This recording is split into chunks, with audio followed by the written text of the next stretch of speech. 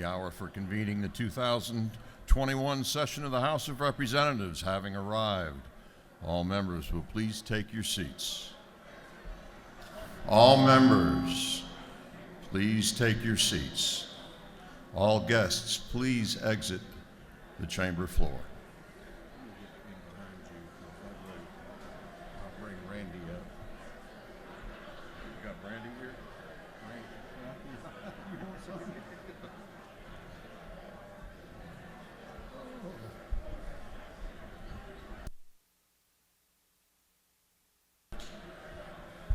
Madam Clerk, will you ring the bell?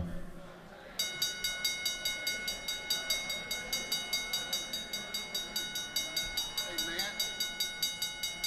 Matt, tell Randy to come up. Randy.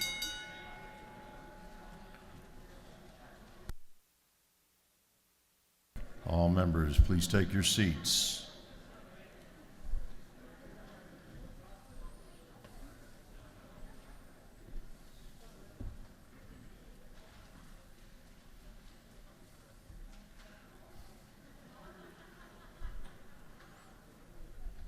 Doorkeepers will please close the doors and keep them closed.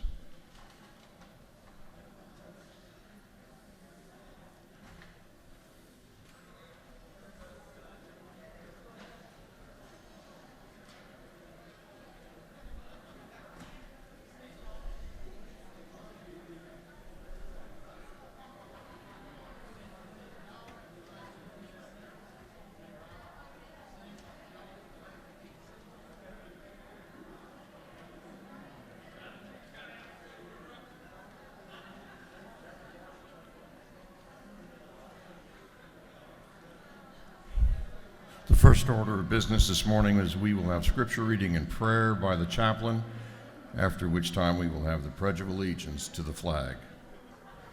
Our chaplain this morning will be introduced by the gentleman from the 7th District, Speaker Ralston.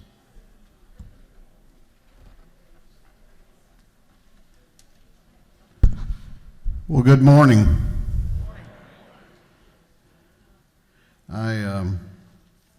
Thank you, Mr. Clerk.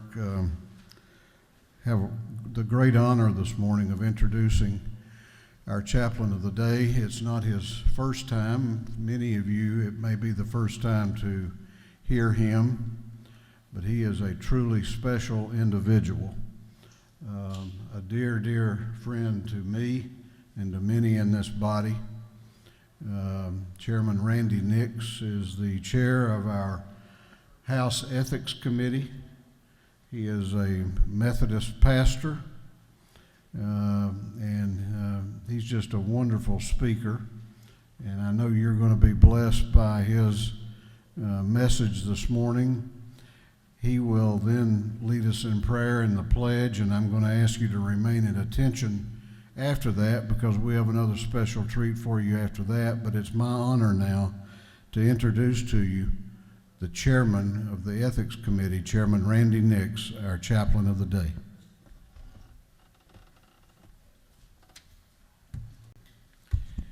Thank you, Mr. Speaker.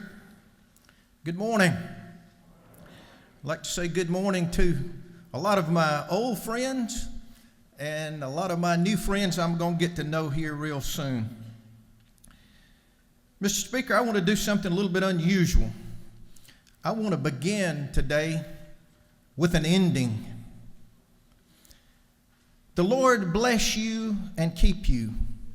The Lord cause his face to shine upon you and be gracious to you. The Lord lift up his countenance upon you and give you peace. Now, I don't want any of you to leave yet. But I know some of you Methodists, when you hear that, you know that it's time to run out the door and beat the Baptists to the cafe. But you know, as I thought about what I would say to you this morning, I thought about the fact that I think we all need a blessing. I've been contacted by several thousand people over the last 6 weeks, and none of them gave me a blessing. None of them wished any blessings upon my house. But this morning, I want to invoke this blessing from God on each member. The full blessing from God on everyone who can hear my voice. Now, this is the same blessing for our minority leader, James Beverly, as it is for Speaker Ralston. I'm praying this same blessing for our majority leader, Burns, as I am for our minority caucus chair, Billy Mitchell. And also, this is the same blessing for Dean Smyrie, who I just verified is starting his 47th year in this body, as it is for approximately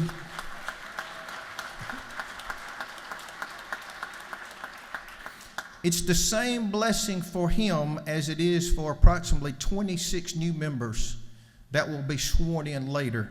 And Dean Smyrie, I think you're okay with me wishing that same blessing on them that I wish on you. You know, there's no rationing or limiting of God's ability to bless. The amount of your blessing does not reduce or limit God's ability to bless others. God's blessings never run out. I want to do just a brief analysis on this scripture and give you a couple of points on it. I read that this is the oldest copy of biblical text that has been found. It is considered to be 400 years older than the Dead Sea Scrolls. The words were originally given by God to Moses, and then through Moses, God commanded the priest to bless the people with this blessing. Now, if you read the book of Numbers where this comes from, this blessing comes at the end of several chapters of Scripture that are focused on the organization of the Israelite people as they're forming themselves into a nation. It is a very foundational moment for them as they move from a people who have been in slavery to a free people and an independent nation. And also, I think it's important to know this was a blessing for a journey. They were getting ready to go to the promised land, so this blessing was for a journey that would end for them in the promised land. Now this morning, I hope that we will take this as a blessing for our journey that hopefully sometime in 2021 will end with sine die. I want to go through the words and phrases individually. The Lord bless you. Here, blessing implies the provision of all things that make human life possible and full. Posterity, our children, our grandchildren, land, our possessions, health, but most importantly, the presence of God. The Lord bless you and keep you. This is God guarding and protecting you from the enemy who would deprive you of your great blessings. The Lord make his face to shine upon you.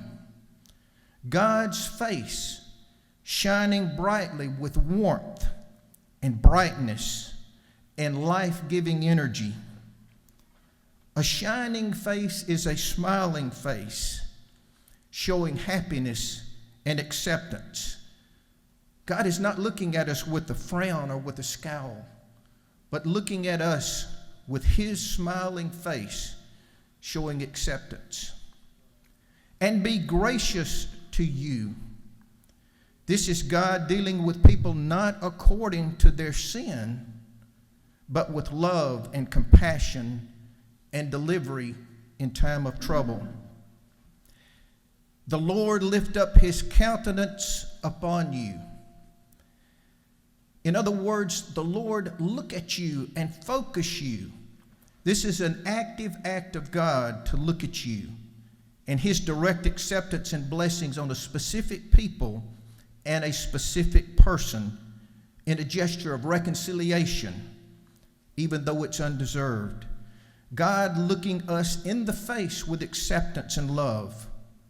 For the Israelites, this was a preview of the coming Christ and a direct relationship that they would have with God through him. And finally, and give you peace. Now, this word peace here is the Hebrew word shalom, and that's not simply the absence of war or conflict, but rather God's gift of health, well-being, justice, salvation, and friendship with God and man. Blessings and peace. I think we could all use a little bit more of those today, couldn't we? I know that I could. And while this blessing was pronounced by God's priest on his people many years ago, they're still relevant for us today. And not just for today, but if you look at Lamentations 3:22 through 23, it says, "The steadfast love of the Lord never ceases. His mercies never come to an end. They are new every morning. Great is his faithfulness." God's blessing, God's love, God's peace every day. My prayer is that you, each of you, receive this blessing today, all of it. And my challenge is that you pass it on. Because I believe that people who experience God's love and God's peace will treat others with love and with peace. I believe in the old saying that you are blessed to be a blessing. And that's my challenge to you this morning, to pass this blessing on. Would you please stand with me?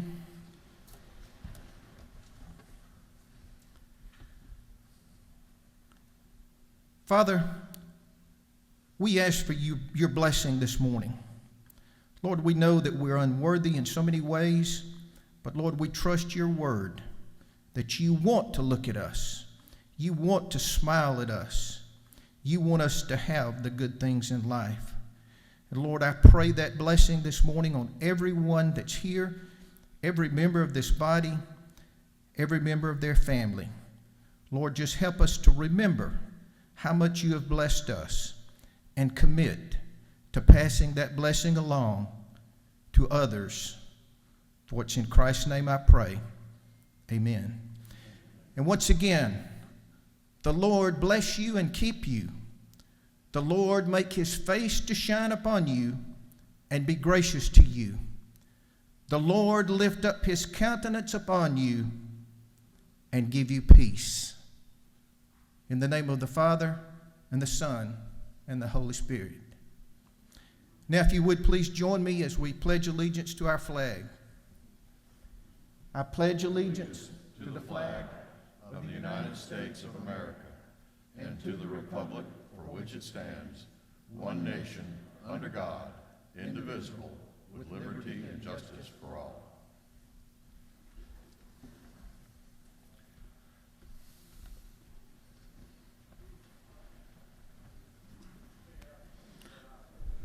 Please be seated, or at least momentarily. You know, the first day of a session, particularly the first day of a biennium, is always a special time, and we've tried to do that today under some extraordinary circumstances, and part of making it special is the return appearance of the fellow that I call Georgia's tenor. Georgia's tenor, Timothy Miller from Augusta, Georgia, who has sang with some of the greatest groups all over the world, including the Atlanta Symphony. He has sang at inaugurals. He sang for us here a few years back. And then he made the real big time. He sings during the seventh inning stretch at the Braves home games and does an amazing job. Please make welcome an individual that we're very, very proud to have as a Georgian, Timothy Miller.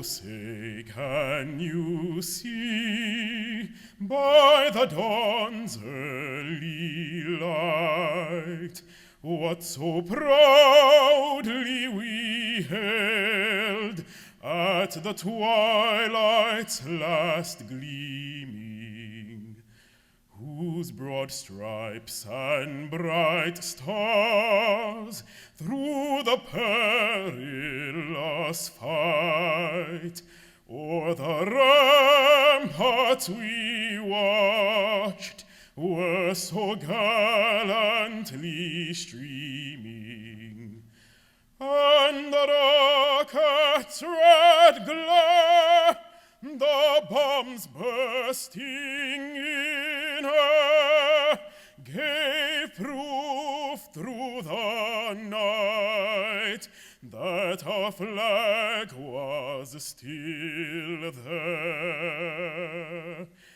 Oh, say does that star-spangled banner yet wave o'er the land of the free and the home of the brave?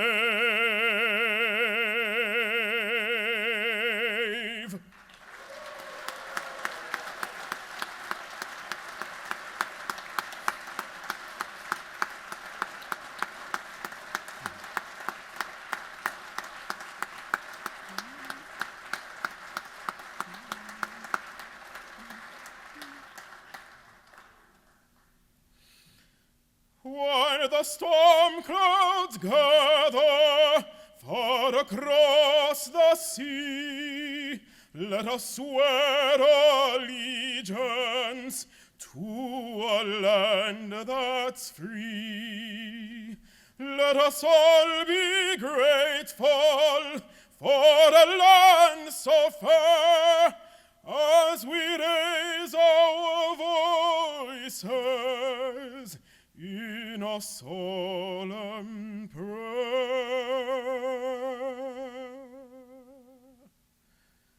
God bless America, land that I love. Stand beside her and guide her through the night with a light from above, from the mountains to the prairies, to the oceans white with foam. God bless America, my home, sweet home. God bless America,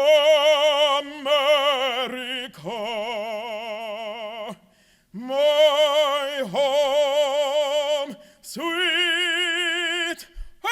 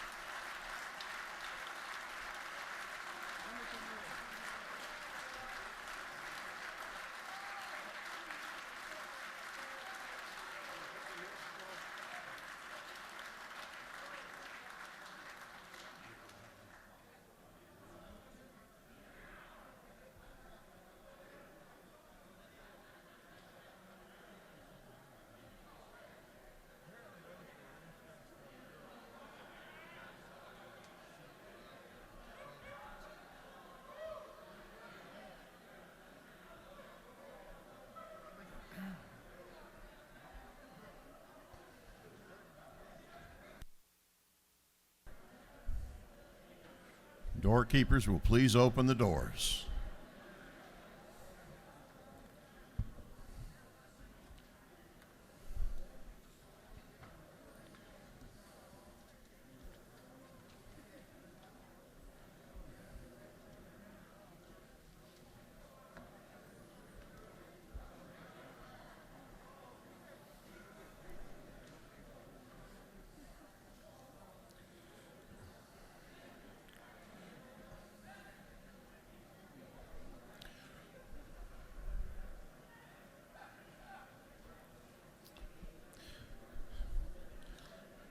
Now, a communication from the Secretary of State will be read into the record, certifying the representatives-elect for the 2021-2022 term. The attached 6 pages constitute a true and correct list of the state representatives in the Georgia Assembly of Georgia in the 2020 general election held on November 3rd, 2020, all as the same appear of file and record in this office.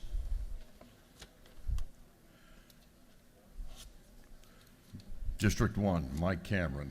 District 2, Steve Tarvin. District 3, Dwayne Hill. District 4, Casey Carpenter. District 5, Matt Barton. District 6, Jason T. Ridley. District 7, David Ralston. District 8, Stan Gunner. District 9, Will Wade. District 10, Victor E. Anderson. District 11, Rick Jaspers. District 12, Eddie Lumsden. District 13, Katie Dempsey. District 14, Mitchell Scoggins. District 15, Matthew Gamble. District 16, Trey Kelly. District 17, Martin Momtahan. District 18, Tyler Paul Smith. District 19, Joseph Gullett. District 20, Charlize Bird. District 21, Brad Thomas. District 22, Wes Cantrell. District 23, Mandy L. Ballinger. District 24, Sherry Smallwood Gilligan. District 25, Todd Jones. District 26, Lauren McDonald III. District 27, Lee Hawkins. District 28, Chris Irwin. District 29, Matt Dubnik. District 30, Emery Dumahoo Jr. District 31, Tommy Benton. District 32, Alan Powell. District 33, Rob Leverett. District 34, Bert Reeves. District 35, Ed Setzler. District 36, Ginny Earhart. District 37, Mary Frances Williams. District 38, David Wilkerson. District 39, Erica Thomas. District 40, Eric Eugene Allen. District 41, Michael Smith. District 42nd, District 42, Terry Anulowitz. District 43, Sharon Cooper. District 44, Don L. Parsons. District 45, Matt Dollar. District 46, John Carson. District 47, Jan Jones. District 48, Mary Robichaux. District 49, Charles E. Chuck Martin. District 50, Angelica Kausch. District 51, Josh McLaren. District 52, Shay Roberts. District 53, Sheila Jones. District 54, Betsy Holland. District 55, Marie Metz. District 56, Misha Maynor. District 57, Stacy Evans. District 58, Park Cannon. District 59, David Dreyer. District 60, Kim Schofield. District 61, Roger Bruce. District 62, William K. Bodie Jr. District 63, Deborah Bazemore. District 64, Derek L. Jackson. District 65, Mandisha A. Thomas. District 66, Kimberly Alexander. District 67, Micah Gravely. District 68, Jay Collins. District 69, Randy Nix. District 70, Lynn Smith. District 71, Philip Singleton. District 72, Josh Bonner. District 73, Karen Mathiak. District 74, Yasmin Neal. District 75, Mike Lanton. District 76, Sandra Givens Scott. District 77, Rhonda Bernal. District 78, Demetrius Douglas. District 79, Michael S. Walensky. District 80, Matthew Wilson. District 81, Scott Holcomb. District 82, Mary Margaret Oliver. District 83, Becky Evans. District 84, Renetta Shannon. District 85, Carla Drenner. District 86, Zulma Lopez. District 87, Viola Davis. District 88, Billy Mitchell. District 89, B. Huen. District 91, Rhonda S. Taylor. District 92, Doreen Carter. District 93, Darshawn Kendrick. District 94, Karen Bennett. District 95, Beth Moore. District 96, Pedro Pete Marin. District 97, Bonnie Rich. District 98, David Clark. District 99, Marvin Lim. District 100, Dewey L. McLean. District 101, Sam Park. District 102, Greg Kennard.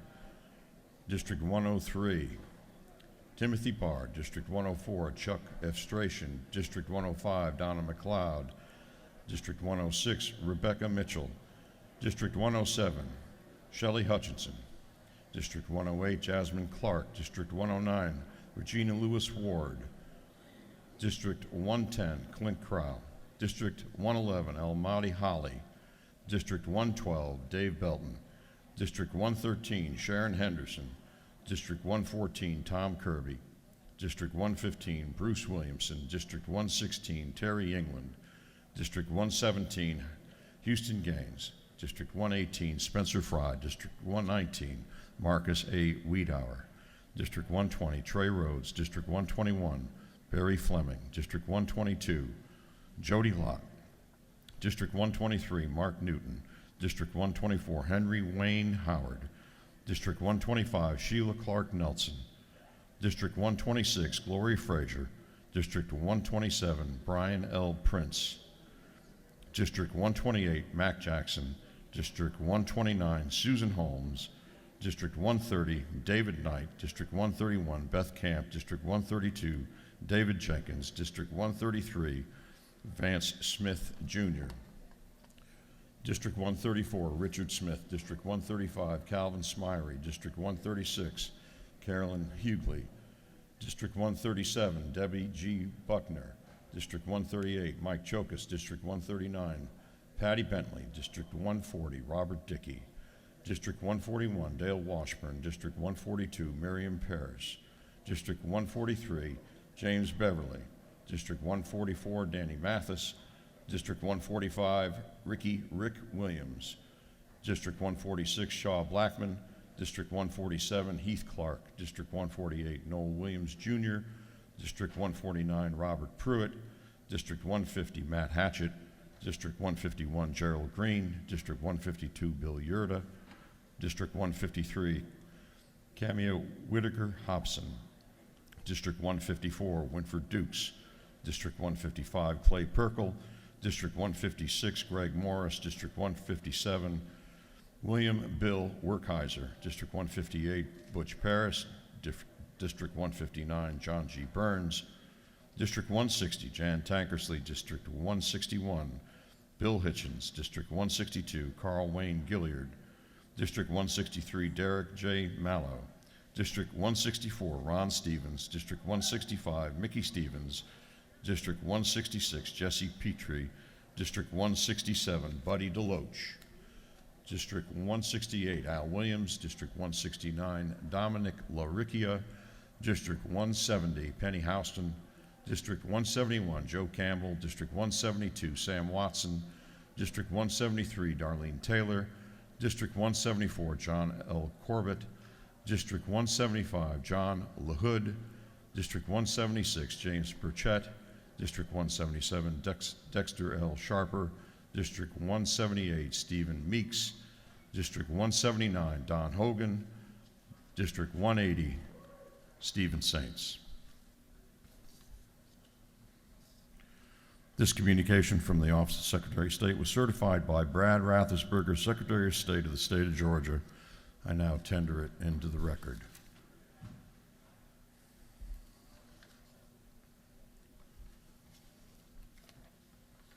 At this time, roll call will be called.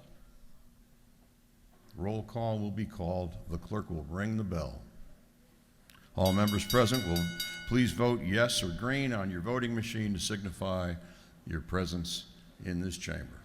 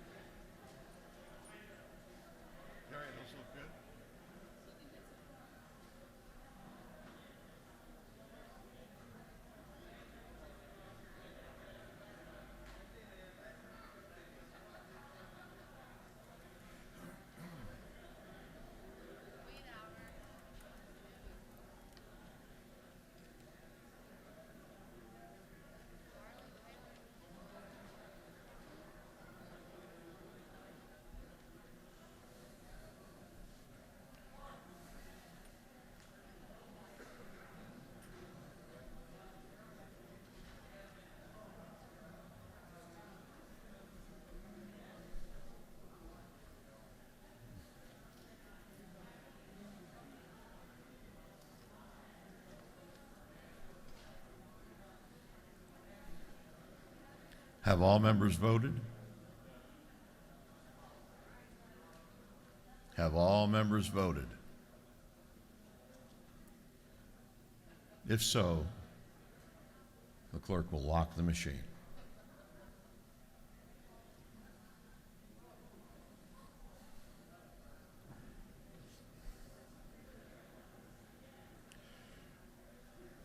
The next order of business will be the administering of the oath of office to the representatives-elect. Speakers asked me to pass along the following information to you. Part of our COVID protocols for session is the twice weekly testing of members.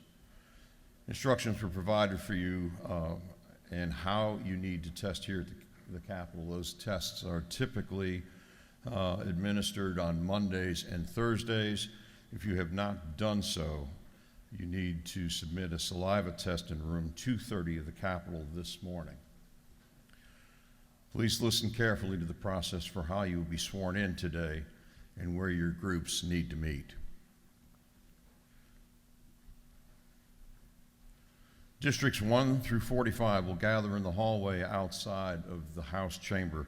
Upon the conclusion of being sworn in, we're going to ask that you sign the oath that was on the desk and that you give that to a member of the clerk's office as you exit through the south anteroom, and then ask you to proceed to room 230 if you have not already tested this morning. Districts 46 through 90 will gather in the area outside the Speaker's office. Upon conclusion of being sworn in, sign the oath, give that to a member of the clerk's office, and as you exit through the south anteroom, proceed to room 230 if you've not already tested.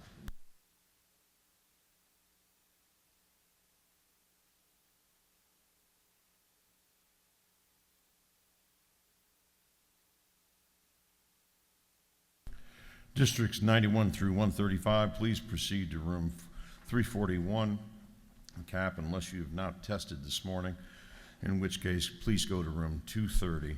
And upon conclusion of testing, please report back to 341 unless directed differently. Districts 135 through 180, please proceed to either 132, 133, or 403 of the Capitol. You will be directed to the test at the appropriate time if you have not tested yet. So at this time, we're going to ask you to leave the chamber. And folks in districts 1 through 45 will please gather in the hallway outside the House chamber. When you sign your oath, just leave it at the desk instead of just instead of passing it out to the clerk or passing it to somebody in the clerk's office, just leave your oaths on the desk.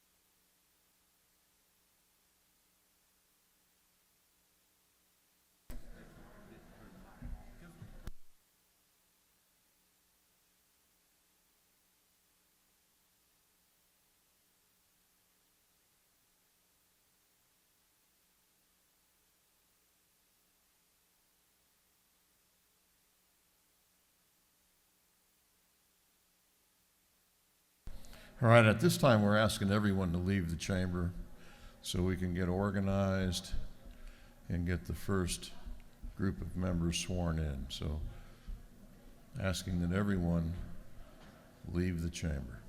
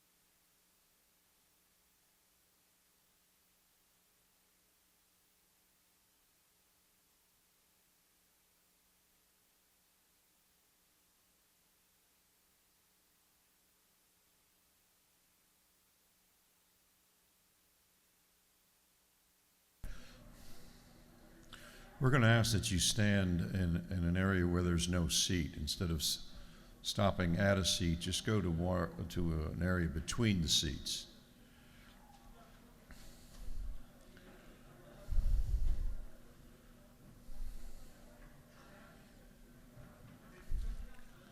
All right, you should find an oath of office.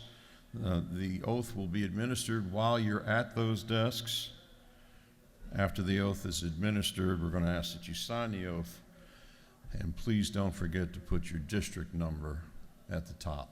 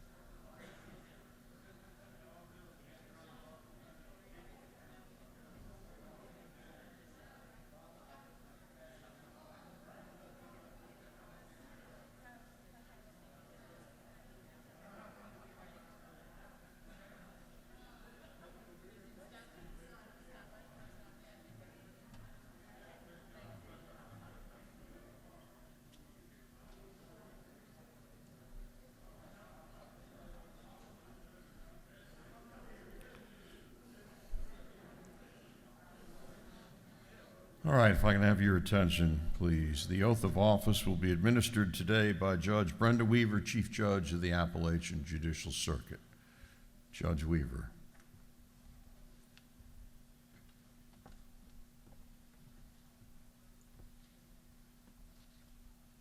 Good morning. Please place your left hand on the Bible and raise your right hand. I, and state your name, do hereby solemnly swear or affirm that I will support the Constitution of this state and of the United States, and on all questions and measures which may come before me, I will so conduct myself as will, in my judgment, be most conducive to the interests and prosperity of this state. I further swear or affirm that I'm not the holder of any unaccounted for public money due this state, or any political subdivision or authority thereof, that I'm not the holder of any office of trust under the government of the United States, any other state, or any foreign state, that I have been a resident of my district for the time required by the Constitution and the laws of this state, and that I'm otherwise qualified to hold said office according to the Constitution and laws of Georgia. So help me God, and if you so swear or affirm, please state I do.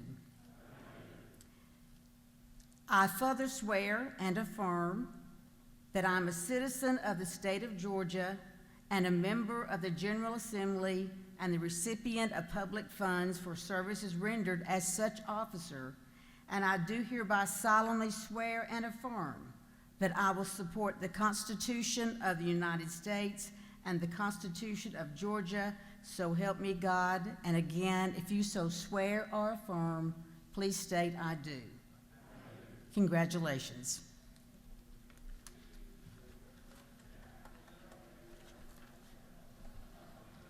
It's going to be a while before we shuffle.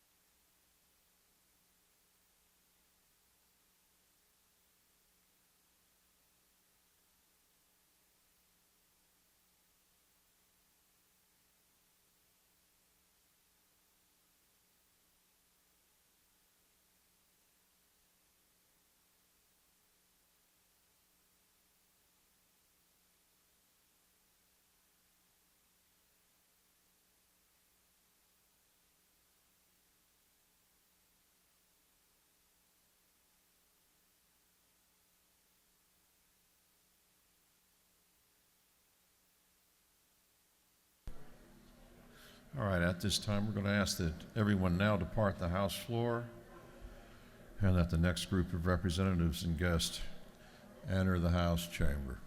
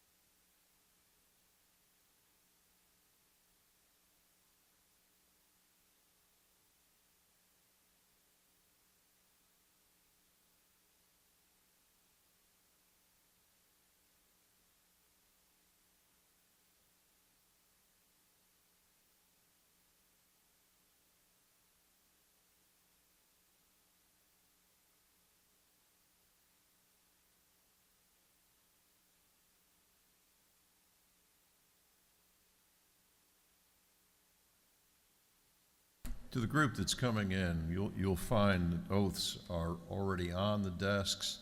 We're going to ask that you stand in between the seats, find an oath. The oaths will be collected at the door as you file out here at the South Ante Room.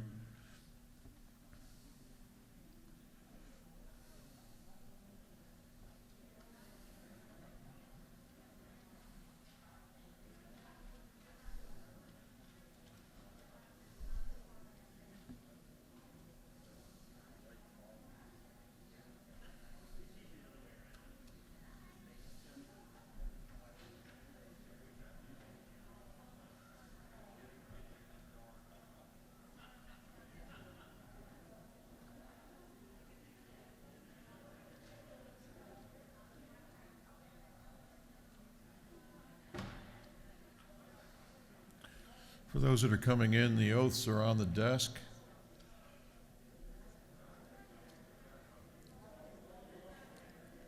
Please line up in between the seats, please.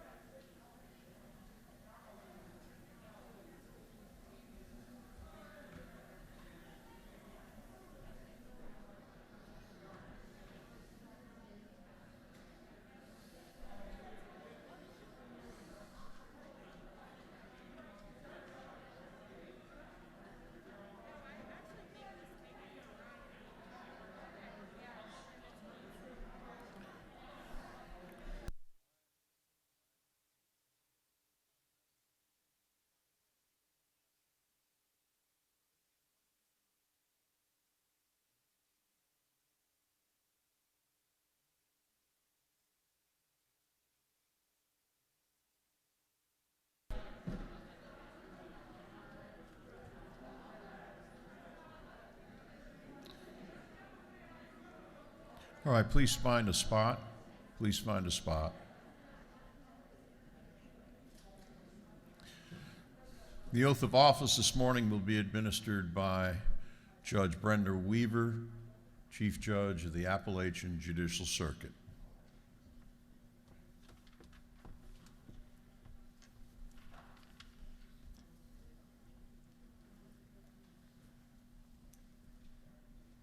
Please raise your right hand and place your left hand on the Bible. I do solemnly swear or affirm that I will support the Constitution of this state and of the United States, and on all questions and measures which may come before me, I will so conduct myself as will, in my judgment, be most conducive to the interests and prosperity of this state.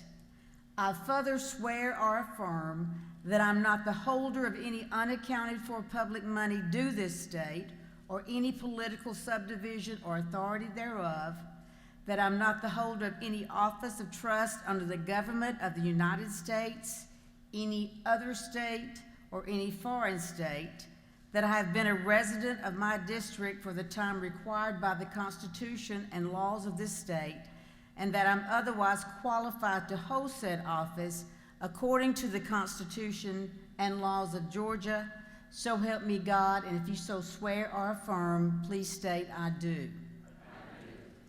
I further swear and affirm that I am a citizen of the state of Georgia and a member of the General Assembly and the recipient of public funds for services rendered as such officer, and I do hereby solemnly swear and affirm that I will support the Constitution of the United States and the Constitution of Georgia, so help me God. And if you again further swear or affirm, please state I do. Congratulations.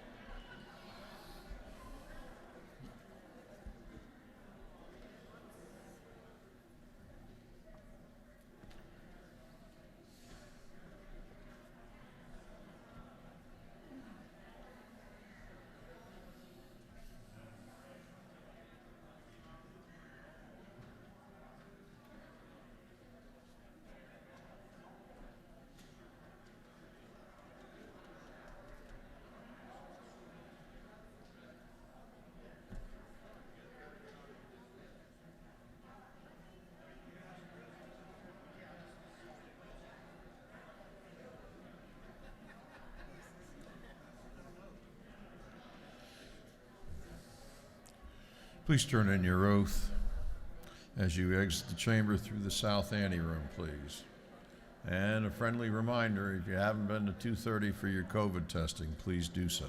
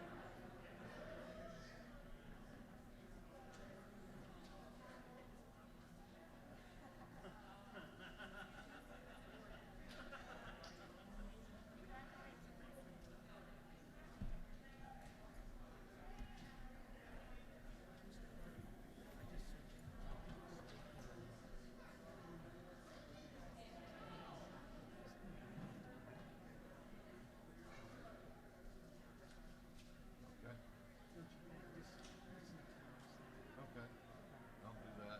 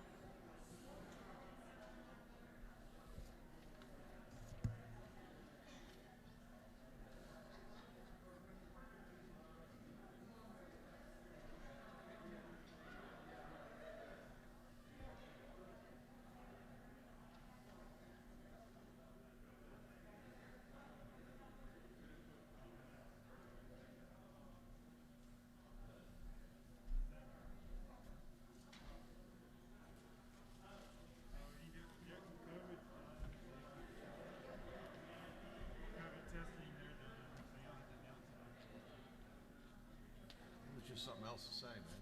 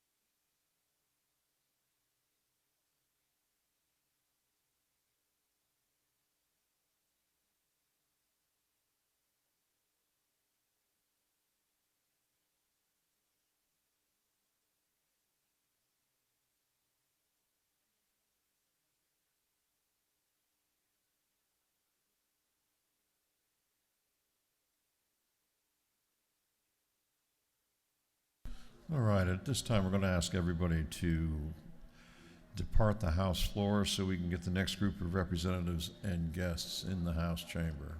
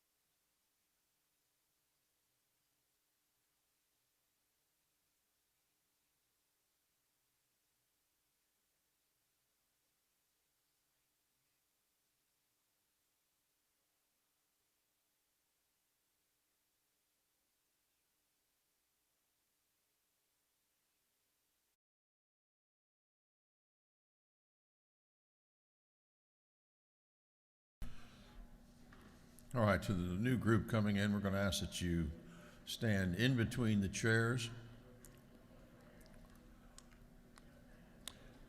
You will find an oath of office there. We ask that you sign one oath of office, and after Judge Weaver administers the oath, we're going to ask that you hand your oath in to the representative from the clerk's office standing at the South Anteroom.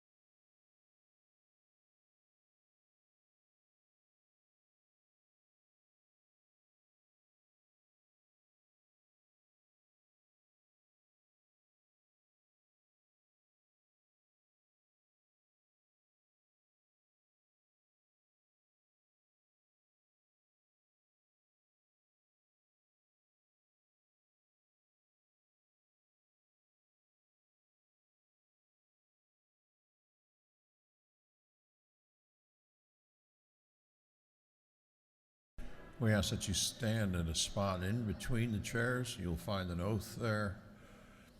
When you sign the oath, after taking the oath, we ask that you hand it in to the clerk's representative standing at the South Anteroom.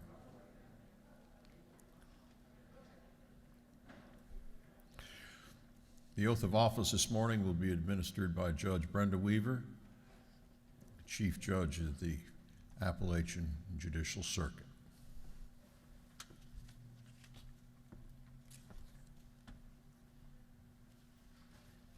Please place your left hand on the Bible and raise your right hand, please. I, and state your name, do hereby solemnly swear or affirm that I will support the Constitution of this state and of the United States, and on all questions and measures which may come before me, I will so conduct myself as will, in my judgment, be most conducive to the interest and prosperity of this state. I further swear or affirm that I am not the holder of any unaccounted for public money due this state or any political subdivision or authority thereof, that I am not the holder of any office of trust under the government of the United States, any other state, or any foreign state, that I have been a resident of my district for the time required by the Constitution and the laws of this state, and that I'm otherwise qualified to hold said office according to the Constitution and laws of Georgia. So help me God. And if you so affirm or swear, please state I do. In addition, I do further swear or affirm that I'm a citizen of the state of Georgia and a member of the General Assembly and the recipient of public funds for services rendered as such officer, and I do hereby solemnly swear and affirm that I will support the Constitution of the United States and the Constitution of Georgia, so help me God. And if you so swear or affirm, please state I do. Congratulations.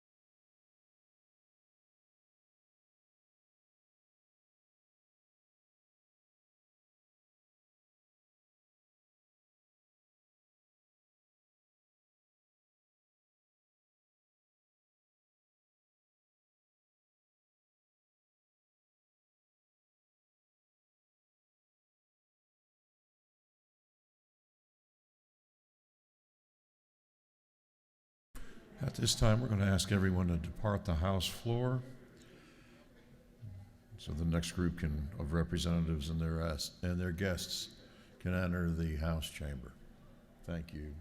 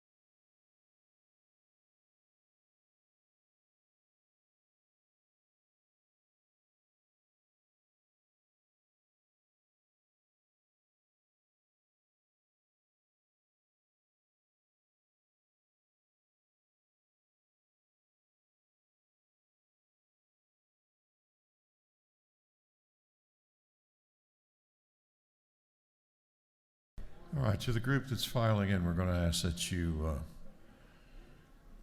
place yourself in between the seats. You will find the oath of office there.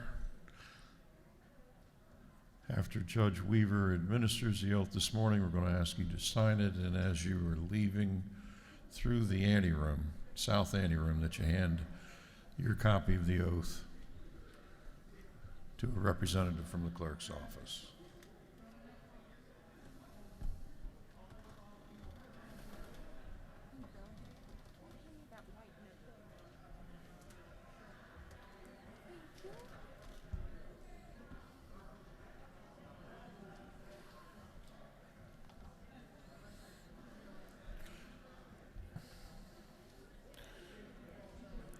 Please find a spot in between the seats. In between the seats, please.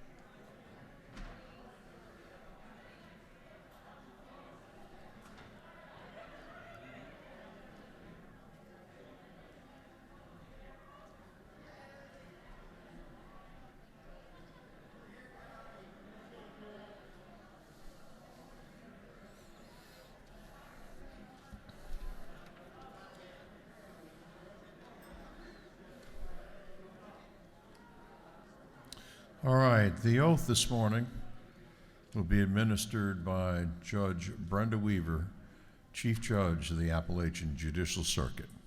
Judge Weaver.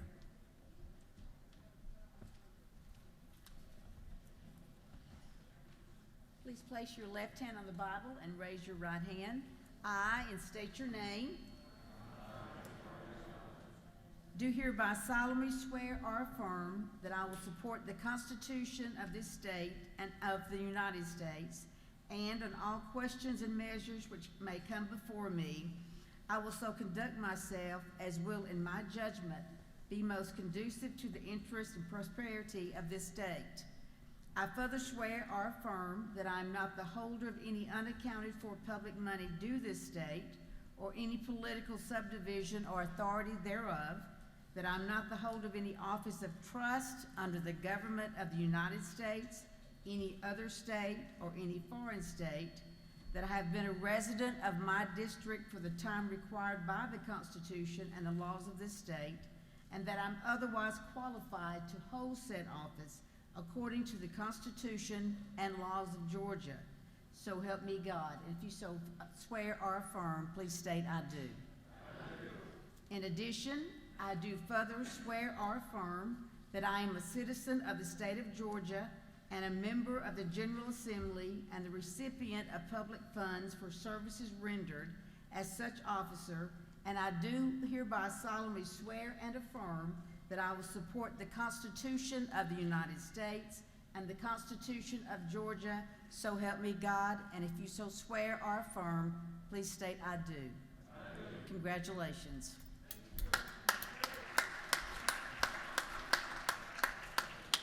Mr. Clerk.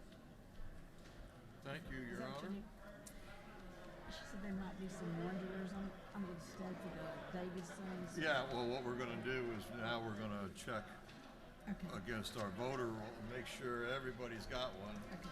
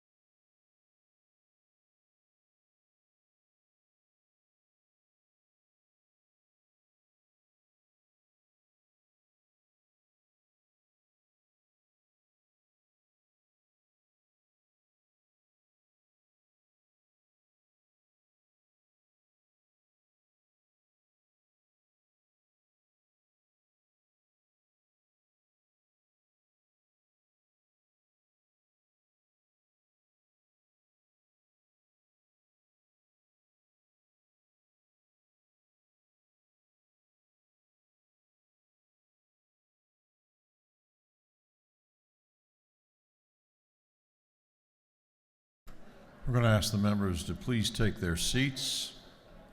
Please take your seats.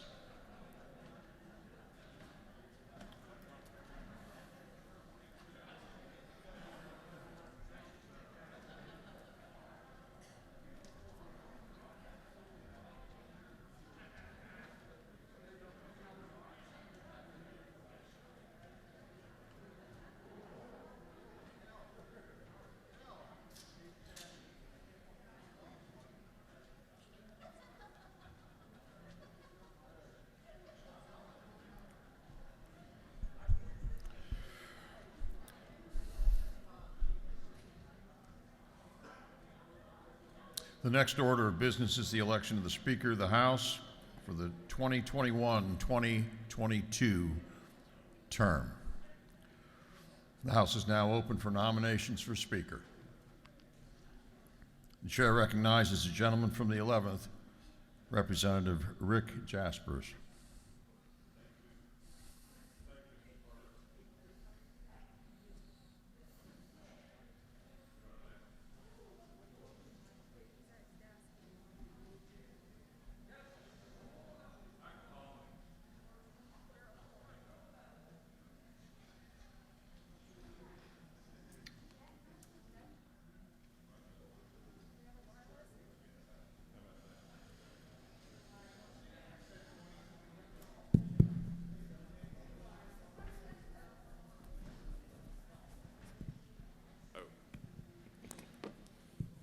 Thank you, Mr. Clerk. I would like to nominate the gentleman from the 7th, David Ralston, Speaker of the House.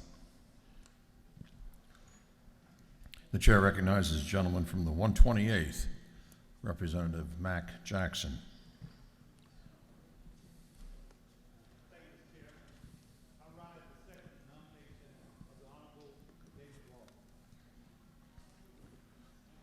Chair recognizes Majority Leader for a motion.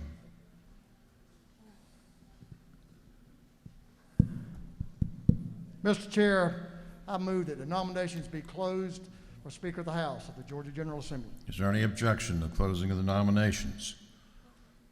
Any objection? Any objection? Hearing none, the nominations are closed. The Chair recognizes the gentleman from the 11th, Representative Rick Jaspers, to speak to the nomination of Speaker Ralston.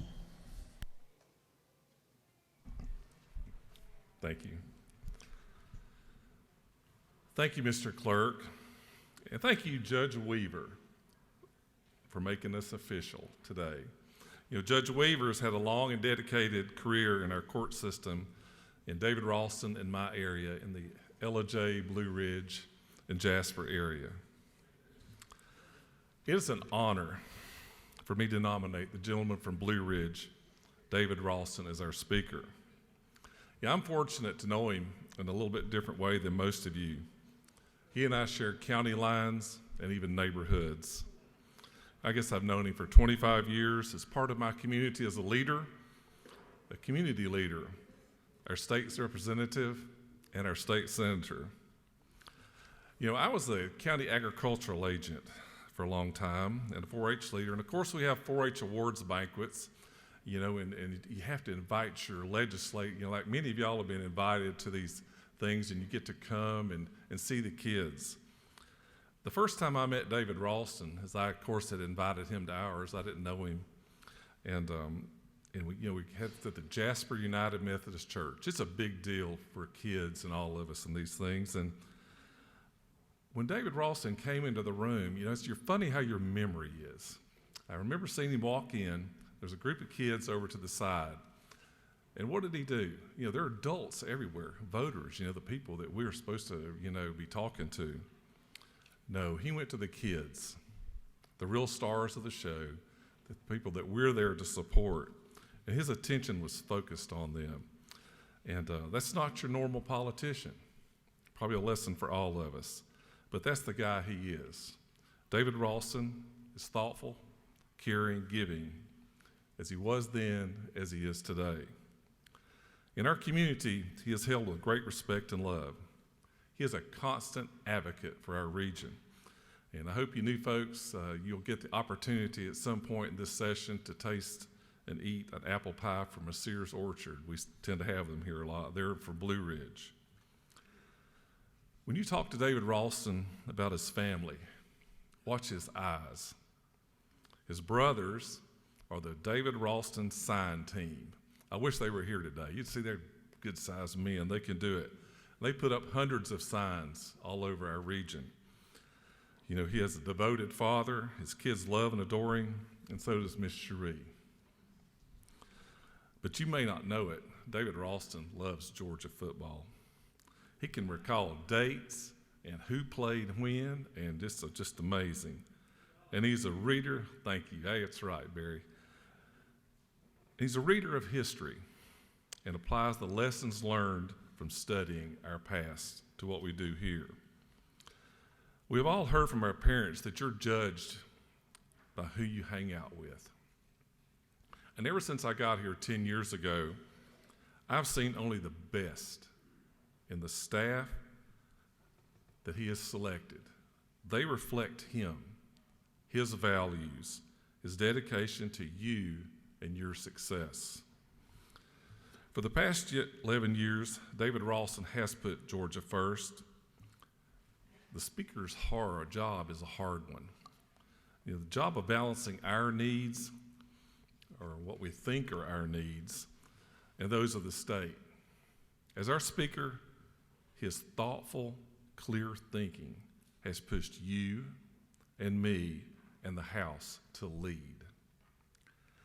He has encouraged discussion and bipartisanship when many others would not. He is brave and courageous on issues that cut across party lines, but are important to Georgia. We rely on the speaker to be fair. And the times we're in, they are difficult, and we need the steady hand of David Ralston to lead us as speaker. He has reinstated the decorum of the House, and to me, that was important, that he has maintained the expectation of civil discourse and behavior. With his vision and steady leadership, the House will continue to put Georgia first, be prosperous, and hold the values of its citizens dear. We are family is not just an empty saying to him. I've watched him beam with pride at the work that you've done in your community and here in this building, and on the sad end, cry with you at a loss. The speaker's job is one of those all-in jobs. Every day, every night, we call on him and he answers. He has a vision for Georgia, and as he talks in press conferences and here with us, we know it. And I think our state motto, wisdom, justice, and moderation, I know David Ralston is patterning his work as speaker by that motto. And I hope you'll join with me in electing David Ralston, Speaker of the Georgia House of Representatives. Thank you.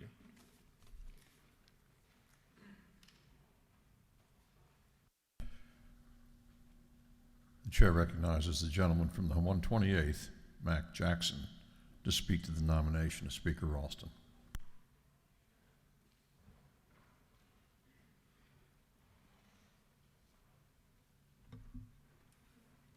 Thank you, Mr. Chair.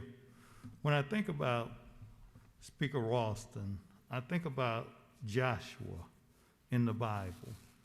When God said, "Be strong and very courageous," I found that Speaker Ralston is a very strong man, very courageous. He's a fair man. He rules with integrity in the House of Representatives.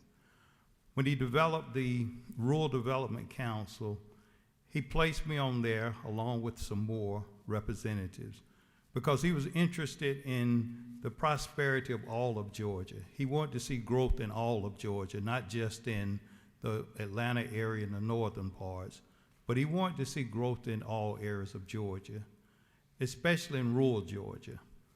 And we've got some issues in rural Georgia, and the speaker showed a lot of concern about the things that we have in rural Georgia. I'm a rural legislator, and I appreciate the concern that he has for areas that I serve in. And those things mean a lot to a district like mine when you have the speaker with concern for it. Speaker Ralston has always showed kindness. He's always been fair in debates and everything here on the House. I'm going into my 13th year being here in the House of Representatives, and I can say that Speaker David Ralston is a man of integrity, a man of honesty, and a man of fairness. So I urge you to vote for Speaker Ralston for Speaker of the House of Georgia Representatives.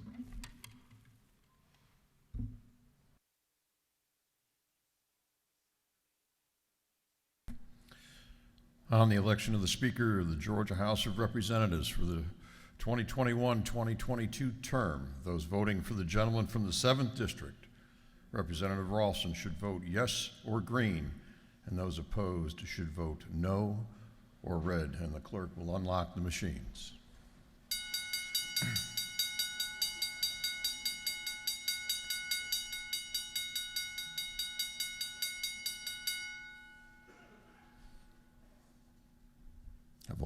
Have all members voted? Have all members voted?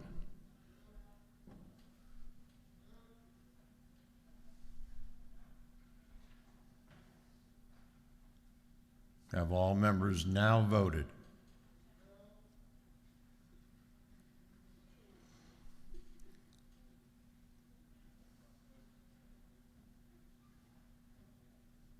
If so, the clerk will lock the machines. On the election of the Speaker of the House, the gentleman from the 7th, Representative Ralston, received 158 votes. The gentleman from the 7th, Representative Ralston, having received the majority of the votes cast, is hereby declared elected Speaker of the House for the ensuing 2021-2022 term.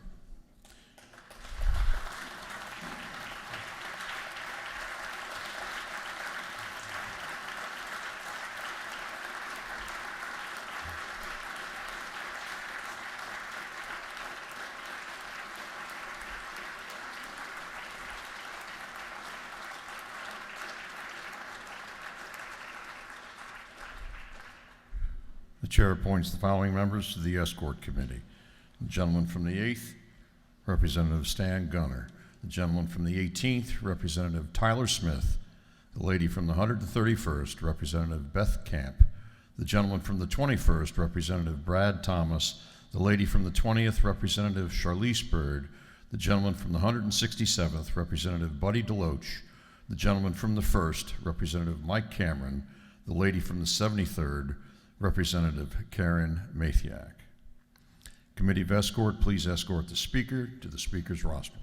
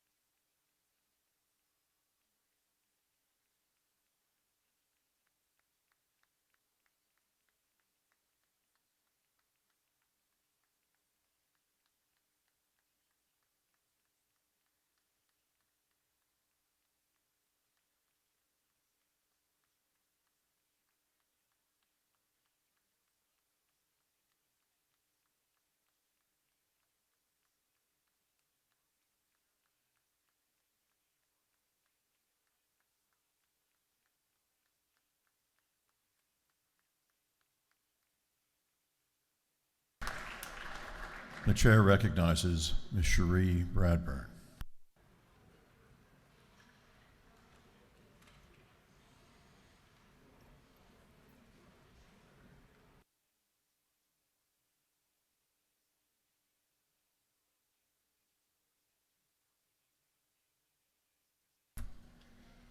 Thank you, Mr. Clerk, for allowing me this honor. I'd like to personally welcome the new members of this body. I'd also like to welcome those who have served before. 2020 has definitely brought many challenges.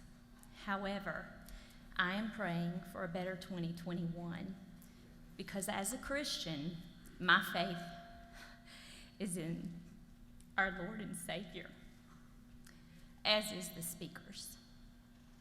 In introducing the speaker today, I am not going to talk about the fact that he is the second longest serving speaker in Georgia.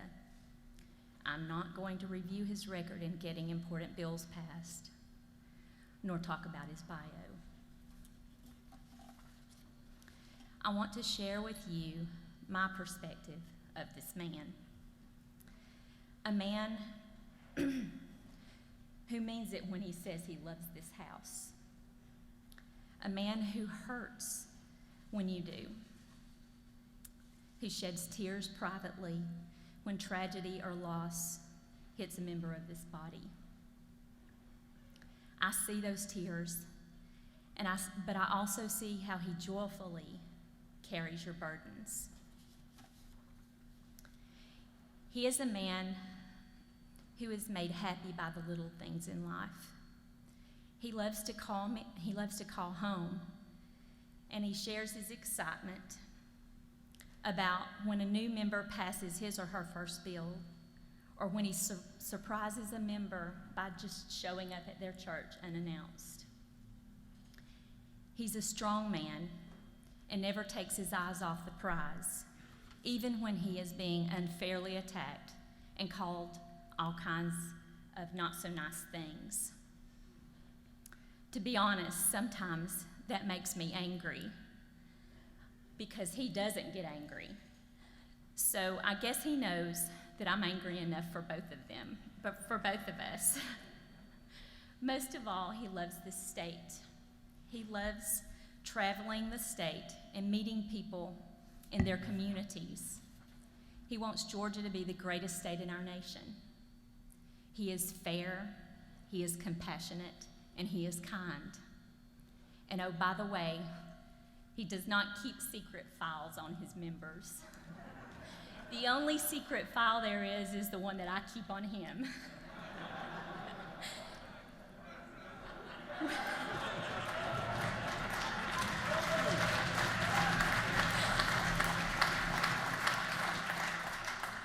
When you share his life, you know what this house means to him. You know also that he prefers vegetable soup and cornbread over a steak any day. And you also know what those mountains within him mean. To us, he is David, or he is Dad, but today it is with heartfelt honor that I introduce to you your speaker, David Ralston.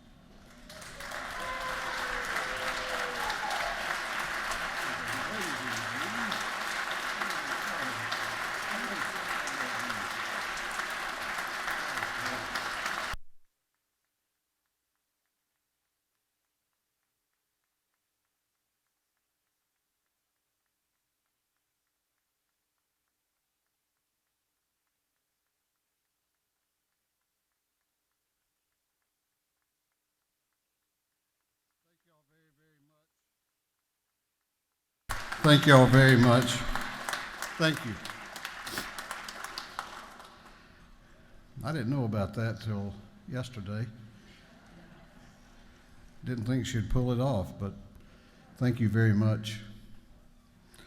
Madam Speaker, Leader Burns, Leader Beverly, the leadership teams of both caucuses, my friends and distinguished colleagues of the Georgia House of Representatives, To our great clerk of this house, Bill Riley, my fellow Georgians, I am honored to welcome each of you to the 2021 session of the Georgia General Assembly. I am especially pleased to welcome the new members of this body. Today, you begin a journey that I hope will be fulfilling and productive. You join a body that has accomplished much over the past several years, much of it on a bipartisan basis by working together, and has been the leader on the big issues in this state of the past decade. On July 3rd, 1889, the members of the Georgia General Assembly marched from the Kimball Opera House in downtown Atlanta, which housed state government during the construction of this new capitol, the first building to house the capitol in Atlanta, to the new building here, into these halls in which we sit today. In the years since that time in this hall, those elected to represent their communities have faced awesome challenges.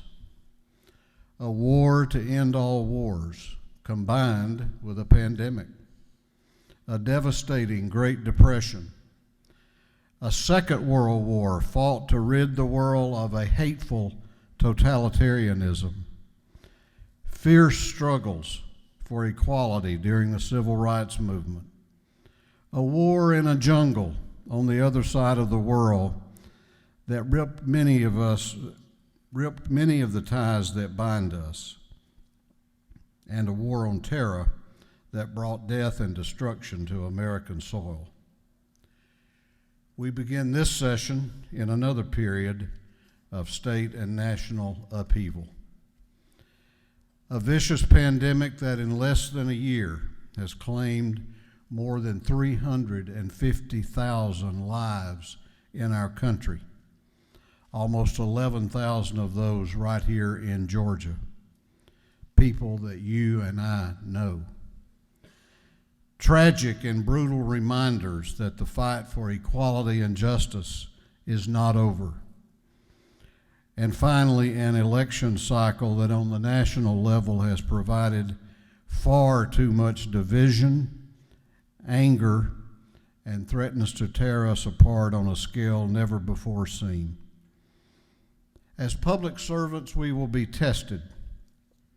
How we respond will both say much about not only what kind of leaders we are, but more importantly, it will determine in large measure whether we help navigate a path to an even brighter future for our state.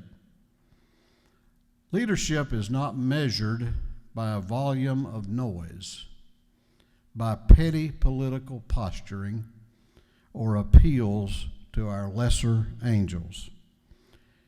It is not a self-measurement test where one promotes their own integrity or becomes self-absorbed with what they believe to be their own goodness. Leadership is not complicated. It is a combination of basic qualities that we should all embrace: honesty, fairness, compassion, and courage.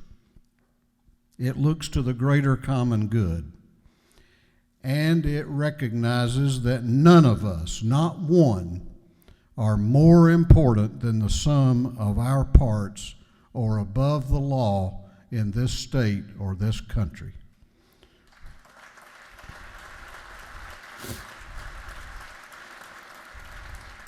Finally, leadership requires courage. Courage can take many forms. It can mean admitting you are wrong, even when to do so hurts. It can mean being willing to change your mind if you are presented with sufficient facts. And yes, it can also mean having the strength and resolve to do that which is right, even though it may not be politically popular. You are all called to be leaders. You sit here today because at some point in your life, someone saw you as a leader. My challenge to you today is to be the best leader that you can be. I believe that when good leaders work together, great things can happen. And I want great things to happen for each member of this body, this House, and our state of Georgia. Let us strive toward that goal, finding common ground when we can, and being civil and respectful when we can't. I really believe that is what Georgians want us to do. The voices of the angry, the bitter, and the discontented are frankly getting weary and getting exhausting. Whether you are on the left or the right, Georgians have a right to expect you to be the leader they felt you to be when they elected you. They expect us to do everything we can to overcome this pandemic and keep our state and our economy open. They expect us to begin the big and bold work of creating a freight and logistics system which can fit seamlessly with our economic engines all over the state. They expect us to quit treating mental health as less than what it is, a serious, widespread, and crippling problem that touches the lives of most every family in Georgia.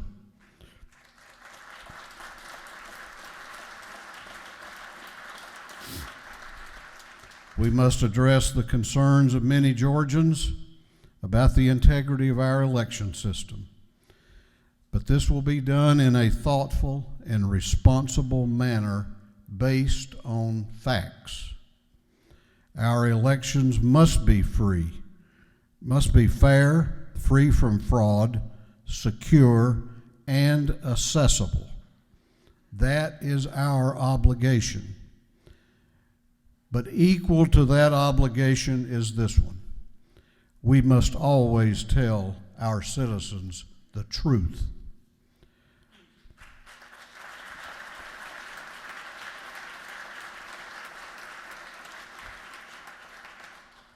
Last Wednesday was a dark day in the history of our nation. I found it on a personal level to be painful and heartbreaking to see American citizens storming our beautiful and revered national capital. Later that night, my mind went by to the passengers on Flight 93 who gave their lives to save that building and other shrines in Washington, D.C. There is no possible justification for this loss of life, bloodshed, and damage. My friends, America is better than this. It is time now for healing. We must once again become one nation, under God and indivisible. In his first inaugural address on the eve of the Civil War, President Abraham Lincoln said, "We are not enemies, but friends. We must not be enemies. Though passion may have strained, it must not break our bonds of affection." So as we begin this session in an extraordinary time, let us embrace a spirit of healing and unity. I'm reminded about a passage that I love so much in the book of Isaiah, where we are encouraged to come now and let us reason together. Never has this exhortation been more timely. I thank you for this honor. I am humbled, and I thank you for your confidence. May God bless you and keep you and your families safe and well, and may He continue to bless the great state of Georgia and our United States of America. Thank you very much. Thank you.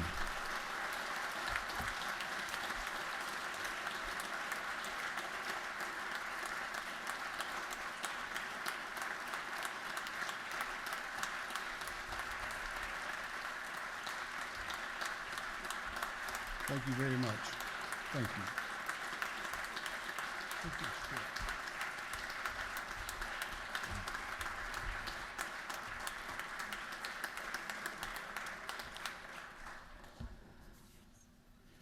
The next order of business is the election of the Speaker Pro Tem of the House for the 2021-2022 term. The House is now open for nominations for Speaker Pro Tem. Chair recognizes Chairman Nix from the 69th. Mr. Speaker, I rise to nominate the lady from the 47th, Representative Jan Jones, for Speaker Pro Tem of this House. Representative Nix has nominated Representative Jan Jones for re-election for the Speaker of Pro Tem. Is there a second to the nomination? Mr. Speaker, Chair recognizes the lady from the 160th District, Representative Jan Tankersley. thank you, Mr. Speaker. I am honored to second the nomination of Jan Jones as Speaker Pro Tem of our House of Representatives. Representative Tankersley has seconded the nomination of Speaker Pro Tem Jones for re-election to that position. Are there further nominations? The chair recognizes the Majority Leader of the House for a motion. Mr. Speaker, I move that the nominations for Speaker Pro Tem be closed. The Majority Leader has moved that the nominations for Speaker Pro Tem be closed. Is there objection to closing the nominations? The chair hears none and the nominations are closed. The chair recognizes the gentleman from the 69th District, Representative Randy Nix, to speak to the nomination.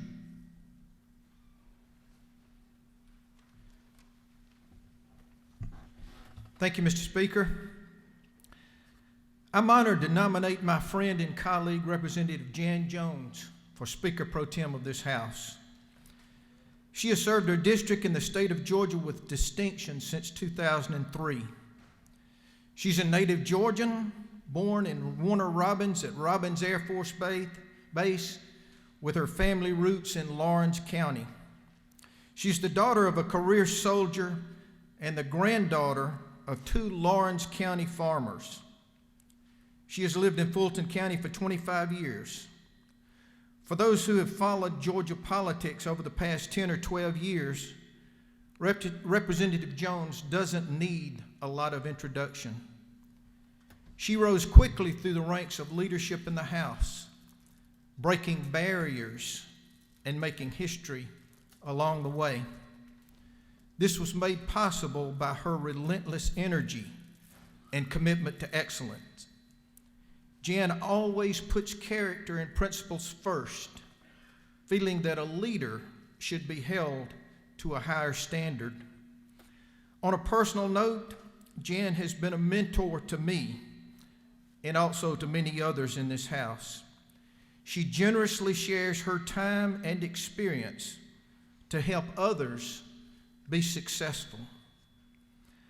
I believe her quiet, calming demeanor, her thoughtfulness, and her outstanding commitment to this House make her the ideal candidate for Speaker Pro Tem.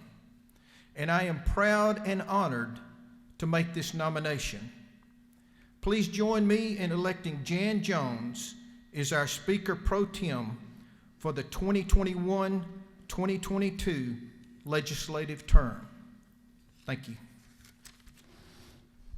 The chair recognizes the lady from the 160th District, Representative Tankersley, to speak to the nomination. Thank you, Mr. Speaker. Colleagues, I think, as you could tell, I'm excited and I'm honored to get up here and to second the nomination of Jan Jones as our Speaker Pro Tem in this House. 10 years ago, on a day like today, but it was during an ice storm that paralyzed North Georgia and certainly downtown Atlanta, I was sworn into office. One of my first and proudest moments was to vote for Speaker David Ralston and Speaker Pro Tem Jan Jones. Aside from knowing that I was going to serve under a great speaker, I was fascinated at the thought of serving under leadership and a body that included so many great men and women who were here to serve the constituents from their home areas. My political world up until the time I came here, for about 15 years prior to coming here, I was pretty much the only woman to serve on a city council, and then later the first female elected to serve on a board of commissioners, and then a first female to come here as state representative. So Jan Jones right away became a person of interest to me, and I watched her closely. It was obvious from the outset that she sincerely cared about others, and she made it clear that she wanted our members to succeed. I took advantage of every opportunity I had to seek her wise counsel. Over the years, we've developed a great friendship. And you know what the good news is for all of you? Jan Jones is your friend too. And she will make herself available to discuss your ideas or your concerns. And sometimes it's just to offer some much needed encouragement when things don't go quite as planned. Today, as you know, we again face challenges from forces of nature that we could not have predicted. But we can rest assured that Jan's dedication to this body remains strong as we craft sound policy, all for the benefit of the constituents that each of us serve. Year after year, I've been proud to call Jan Jones Madam Speaker Pro Tem, but even more proud to call her my friend. Ladies and gentlemen, I humbly ask that you join me in support of my friend and yours, Jan Jones, as your Speaker Pro Tem. Thank you. On the election of the Speaker Pro Tem of the House of Representatives for the 2021-2022 term, those voting for Representative Jan Jones should vote yes or green, and those opposed should vote no or red, and the clerk will unlock the machines.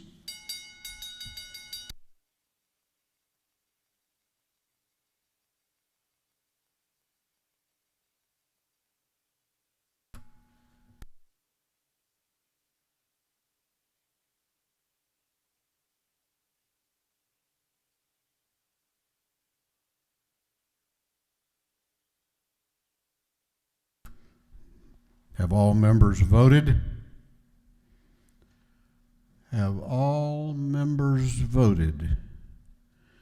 If so, the clerk will lock the machines. On the election of the Speaker Pro Tem, Representative Jan Jones, having received 159 votes, is hereby declared elected Speaker Pro Tem of this House for the ensuing term.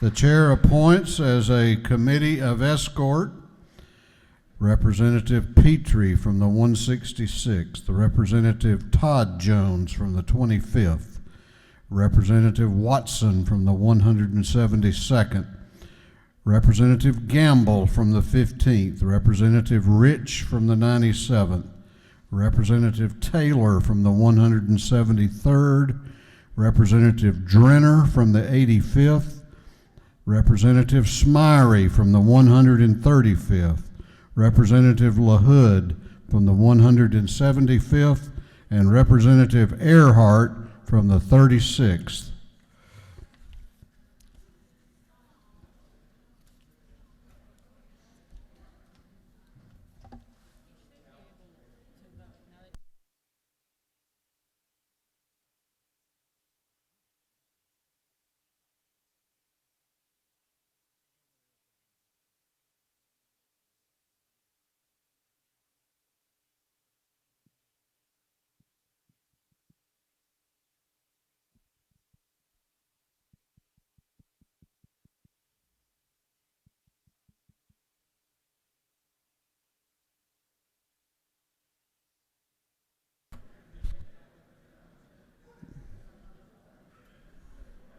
All right, Madam Doorkeeper tells me we're all set.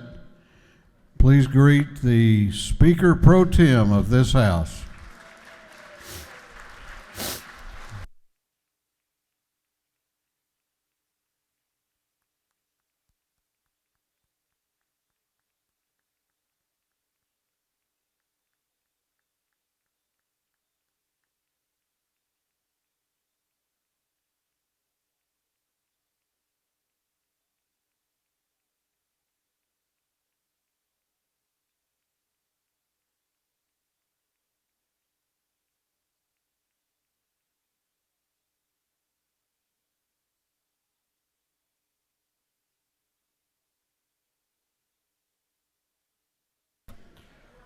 The House will come to order.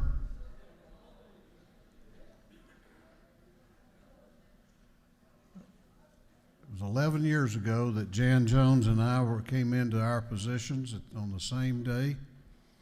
And yeah, we've been here and opened this thing up in ice storms and blizzards and now a pandemic. So, but through it all, I can tell you, she has been not only a steadfast champion for this house, but a great friend and a great partner. And I couldn't be happier that I'm going to continue to have the opportunity to work with her. Ladies and gentlemen of the House, your Speaker Pro Tem, Jan Jones.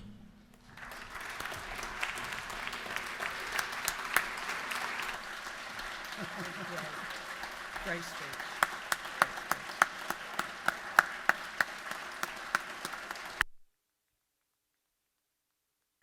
Well, thank you, and thank you for the privilege to serve you one more time. I'm proud to know you, to work with you in creating an even brighter future and uphold the traditions and honor of the House. I want to thank the gentleman from LaGrange of the 69th, Chairman Nix, for his more than generous words. And I want to thank my friend, the gentlelady of the 160th from Brooklet, Chairman Tankersley, for her kind words. I do have to say I want to thank my husband, Kalen, and our 4 children and sons-in-law and daughters-in-law who continue to make my service possible. They've stood by me patiently as your families stand by you, and I hope that you will remember that they are what make it possible for you to be here. I'm also appreciative to this body for its sound judgment in re-electing David Ralston as Speaker. I know his heart and his efforts to improve Georgians' lives after serving alongside him, as he mentioned, as pro tem for 10 previous sessions. I'm honored to serve this House and you, Speaker Ralston, on its behalf. I look forward again to Majority Leader Burns' steady hand and the good work of the Majority Leadership Team and Republican Caucus. I want to extend my heartfelt congratulations to new Minority Leader Beverly and new Minority Whip Wilkerson. I hope you enjoy your new places up at the front. You'll have a great view of things that the House will accomplish during this next term and your participation. I look forward to joining with both of you, the Minority Caucus, Leadership Team, and the Democrat Caucus as well, as we strive to make Georgia an unparalleled land of opportunity for all of our constituents. Welcome as well to the 26 newly elected freshmen to the People's House. You're just about evenly divided between the 2 caucuses, and you've got a great future ahead of you. We serve in a Capitol building that echoes the efforts of representatives that came before us.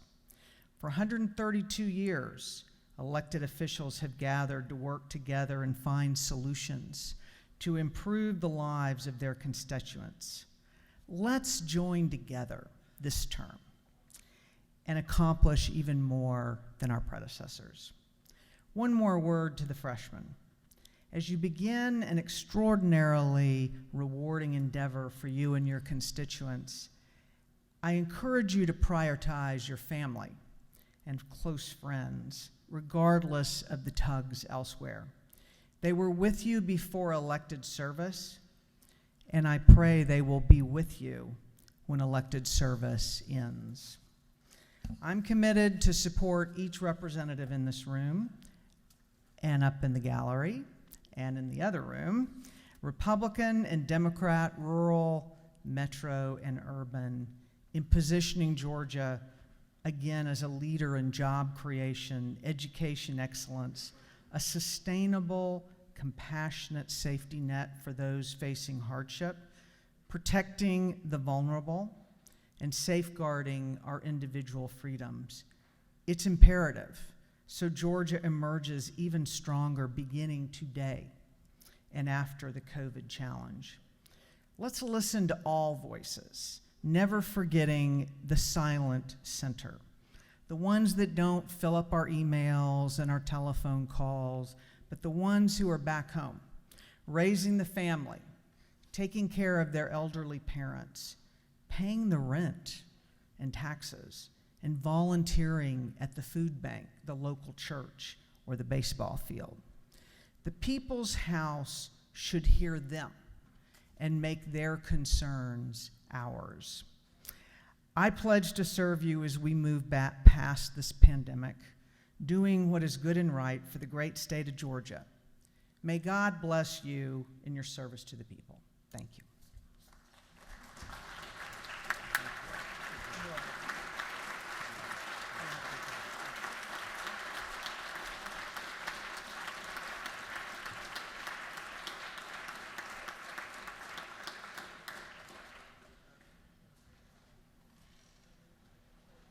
The next, the next order of business is the election of the Clerk of the House for the 2021-2022 term. The chair recognizes the lady from the 13th House District, Representative Dempsey.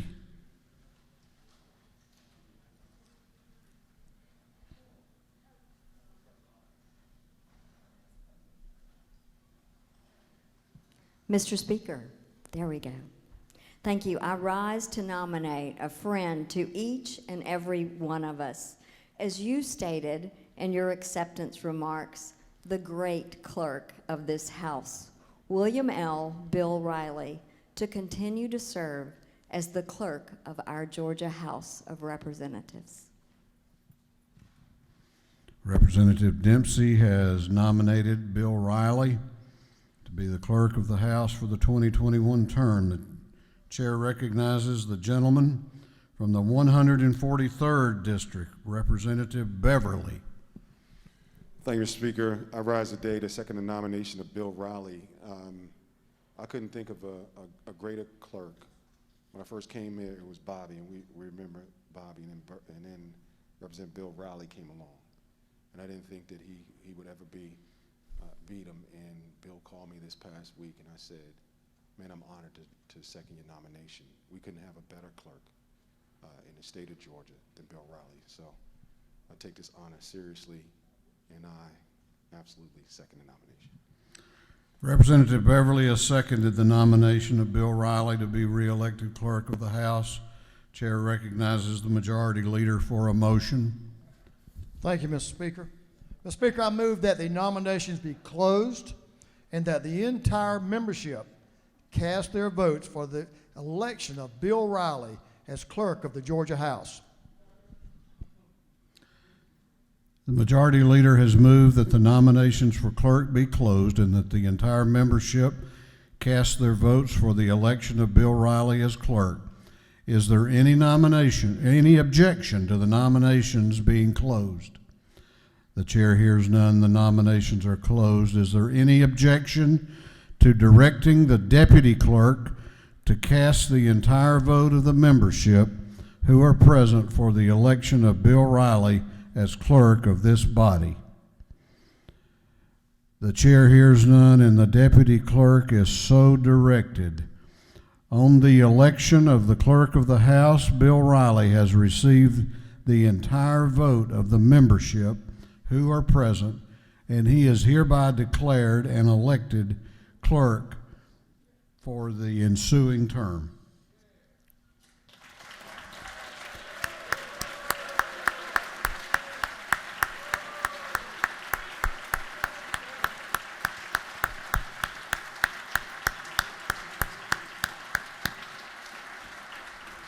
The chair appoints as a committee of escort the following: the lady from the 48th District, Representative Robichaux; the lady from the 108th District, Representative Jasmine Clark; the gentleman from the 111th District, Representative Elmadi Holly; the lady from the 70th District, Representative Lynn Smith; the gentleman from the 151st District, Representative Green; the gentleman from the 2nd District, Representative Tarvin; the lady from the 139th District, Representative Bentley.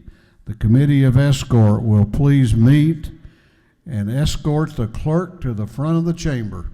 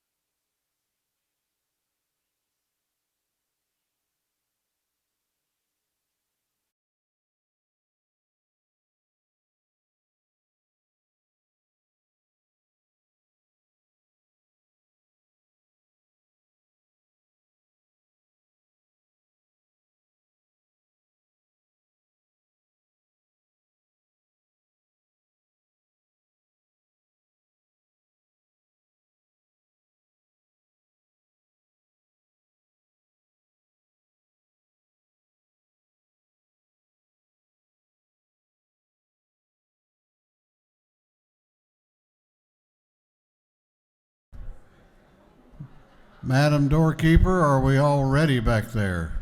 The Committee of Escort will please present the clerk to the House.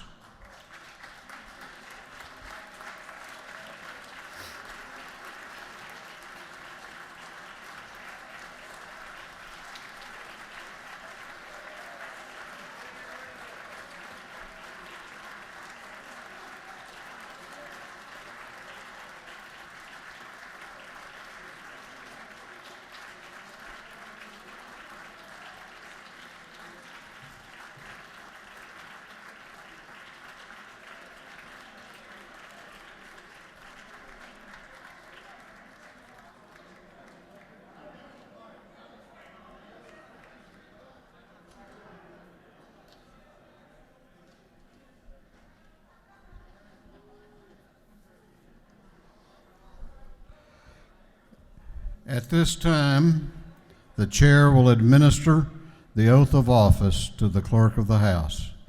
Would you raise your right hand? Do you swear that you will discharge the duties of the office of the clerk of the House of Representatives faithfully and to the best of your skill and knowledge? Do you further swear that you are not the holder of any public money due this state or any political subdivision or authority thereof, unaccounted for, that you are not the holder of any office of trust under the government of the United States, nor of any one of the several states, nor of any foreign state, that you are otherwise qualified to hold said office according to the Constitution and the laws of Georgia? If you do, please say, "I do." I do. Thank you. Congratulations. Thank you.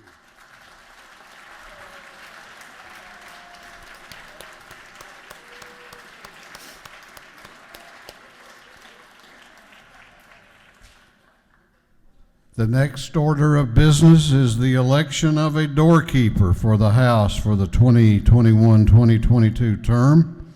The House is now open for nominations for doorkeeper. The chair recognizes the gentleman from the 12th House District, Representative Lumsden.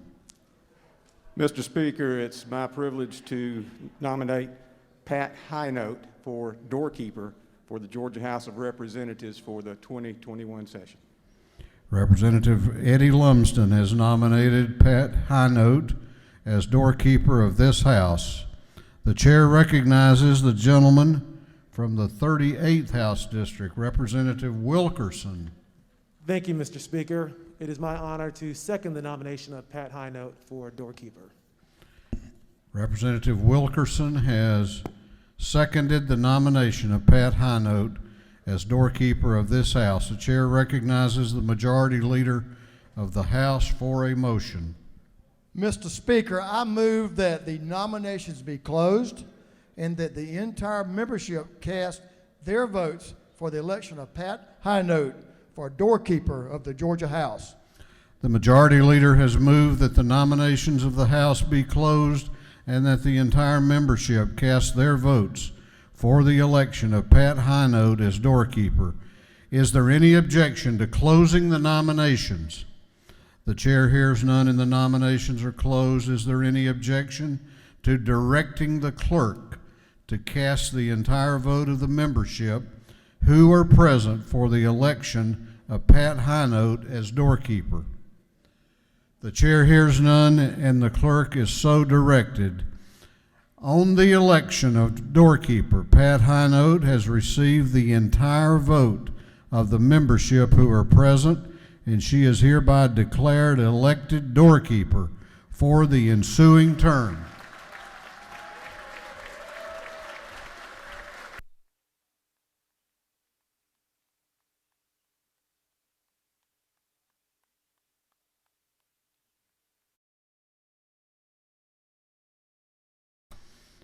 The next order of business is the election of a messenger for the House for the 2021-2022 term. The House is now open for nominations for messenger. The chair recognizes the gentleman from Sumter County in District 138, Representative Chokas. Thank you, Mr. Speaker. It is indeed an honor for me to nominate Betsy Thoreau for Messenger and Media Communications Director. Representative Chokas has nominated Betsy Thoreau as messenger for the House for the ensuing term. The chair recognizes the gentleman from the 127th District, Representative Brian Prince.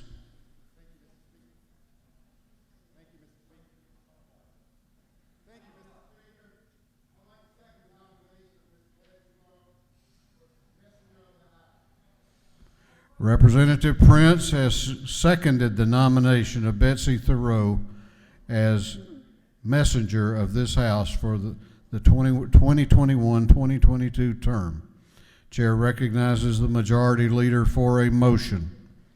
Mr. Speaker, I move the nominations be closed and that the entire membership cast their votes for election of Betsy Thoreau as messenger of the Georgia House.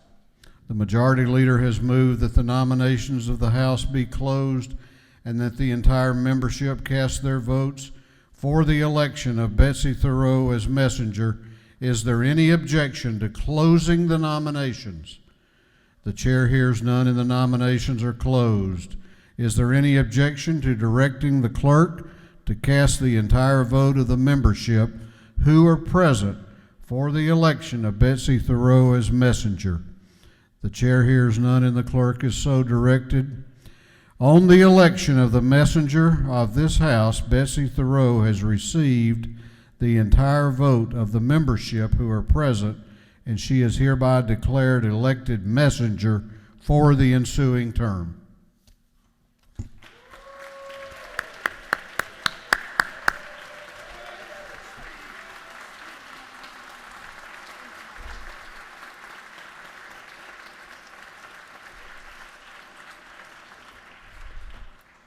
Okay, we now have some business, a little more business to do.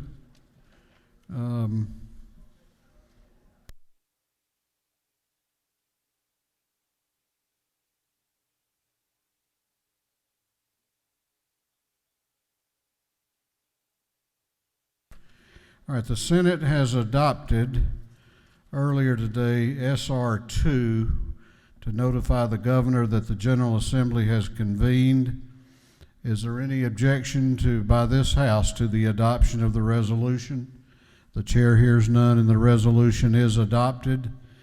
The chair appoints as a committee of notification on the part of the House the following members: Representative Gaines from the 117th, Representative Wiedauer from the 119th, Representative Fry from the 118th, Representative Reeves from the 34th, Representative Lott from the 122nd, Representative LaRicchia from the 169th, and Representative Bonner from the 72nd.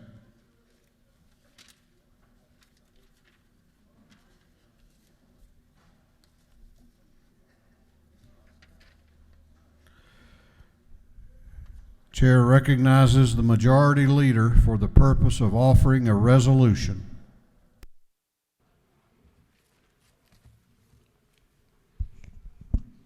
Thank you, Mr. Speaker. Mr. Speaker, I would like to offer House Resolution 6 at this time, if the clerk would read the caption.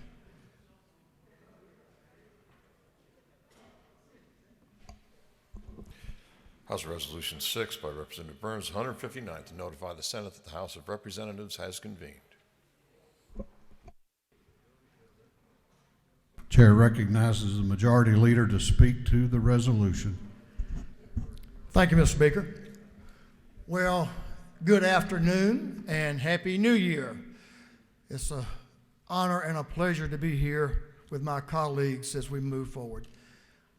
I have some good intel that the Senate was able to find the light switch, and they finally got their business going on that side of the building. So I believe it's time we move forward with this resolution. It simply notifies the Senate that the House is here, ready to lead as always. We notify them that we're here and that we're ready to do business. Mr. Speaker, I would ask for this body to support this resolution, House Resolution 6. Is there any objection to the adoption of the resolution? The chair hears none, and the resolution is adopted. The chair recognizes the majority leader for the purpose of offering a resolution. Mr. Speaker, at this time I'd like to offer House Resolution 7, if the clerk would read the caption. House Resolution 7 by Representative Burns, 159th, adopting the rules of the House of Representatives. Chair recognizes the majority leader to speak to House Resolution 7. Thank you, Mr. Speaker. Mr. Speaker, as every beginning of every term of this House, we go back and take a close look at the rules and how we've operated in the past and see if there's any changes or that may need to be made to make sure this House continues to work smoothly. In 2019, Mr. Speaker, you had the vision of appointing a working group that dealt with the creative arts and entertainment and the issues that surrounded those issues in our state. Very successful work has been done, and I believe it's time, and we're going to propose a rule that we add a committee that deals with, as a permanent committee, that deals with creative arts and entertainment. Certainly will deal with legislation surrounding the art and entertainment industry. I'd ask for the adoption of the rules of this House, Mr. Speaker. If there's any questions, I'll take them. If not, I would ask favorable consideration. You do not appear. You do have a question. Chair recognizes Representative Wilkerson to your left for a question. Thank you, Mr. Speaker. I received notification. Did everybody in the gallery get a copy of the rules? I would ask that they be given a copy. Thank you, Mr. Speaker. Would they not give one? They should have been there. Thank you. The clerk's office says that they were given one. Oh, did.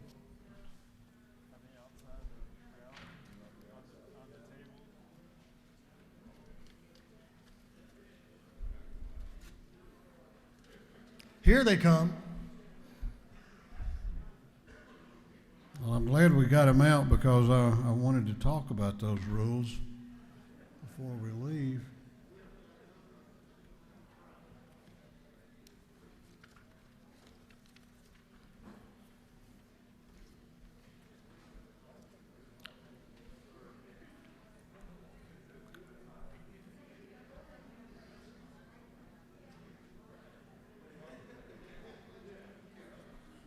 I saw several of you speed read right on through those rules, so thank you very much.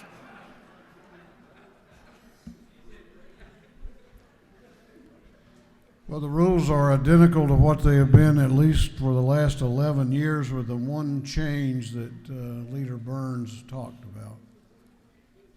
Mr. Speaker, and if I may add, they've served us very well through some different situations and trying times.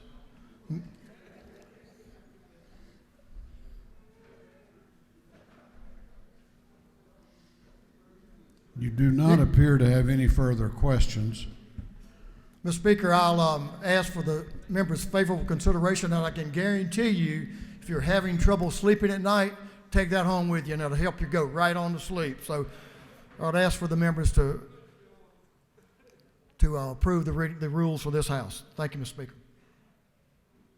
Is there any objection to the adoption of the resolution? Is there any objection? The chair hears none, and House Resolution 7 has been adopted. What purpose does Representative Al Williams wish to be heard? Thank you, Mr. Speaker. Thank you, Mr. Speaker. Parliamentary inquiry. State your inquiry.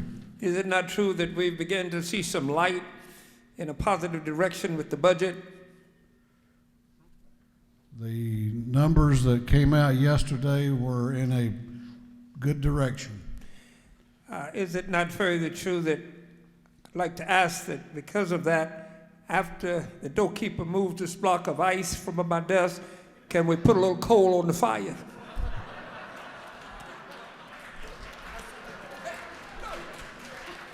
Well, I may join with you in that, Representative Williams. I think I have frostbite up here.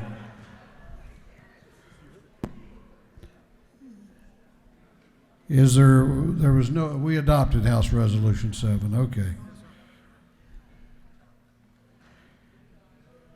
Chair recognizes the majority leader for the purpose of offering a resolution. Thank you, Mr. Speaker. At this time, I would like to offer House Resolution 8, if the clerk will read the caption. House Resolution Number 8 by Representative Burns, the 159th, relative to officials, employees, and committees in the House of Representatives.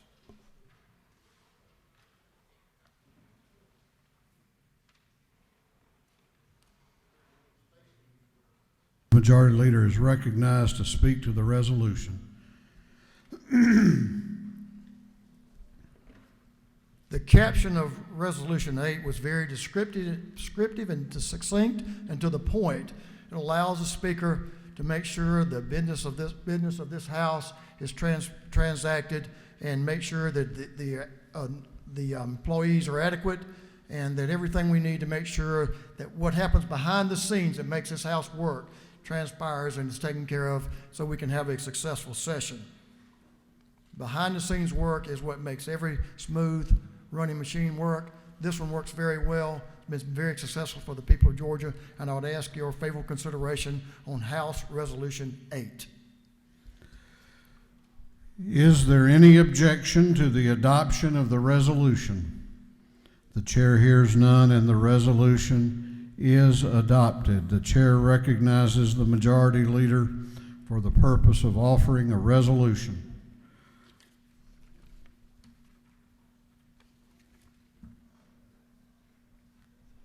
Thank you, Mr. Speaker. At this time, I'd like to offer to the House Resolution 9. If the clerk will read the caption. House Resolution 9 by Representative Burns, the 159th, calling a joint session of the House of Representatives and the Senate for the purpose of hearing a message from the governor. Chair recognizes the majority leader to speak to the resolution. Thank you, Mr. Speaker. Mr. Clerk, As our tradition here in this state is that we hear from the governor of the state. We have that scheduled for Thursday of this week. The governor will be with us and bring us his perspective and his thoughts on the state of our state as we move forward into the 21-22 year, and his perspective and his guidance as we consider the beginning of this legislative session. So that is Thursday of this week at 11 a.m. Here in this chamber. We will have the same posture on Thursday that we have today as far as our members go. So that's what I would ask you to approve today as House Resolution 9, calling for a joint session of the House and Senate. Is there any objection to the adoption of the resolution? The chair hears none, and the resolution is adopted. The chair recognizes the majority leader for the purpose of offering a resolution.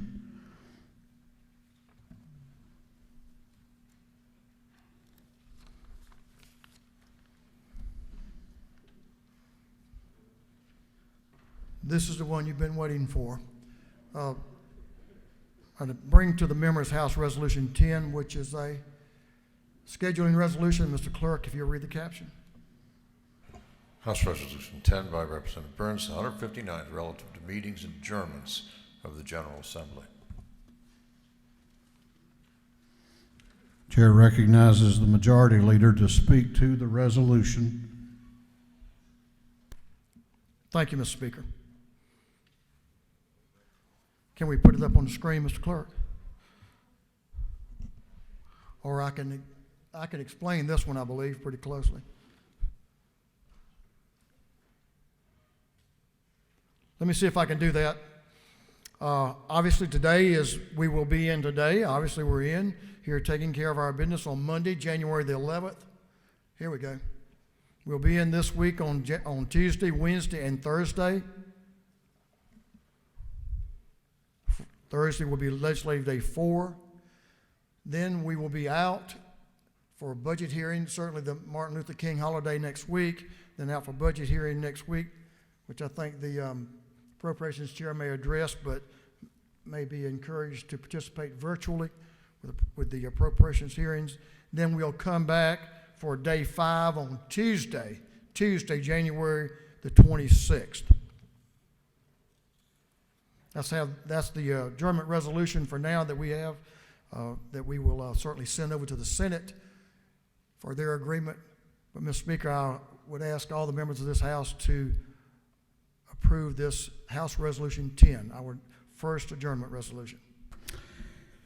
Is there any objection to the adoption of House Resolution 10 regarding adjournment? The chair hears none, and the resolution is adopted.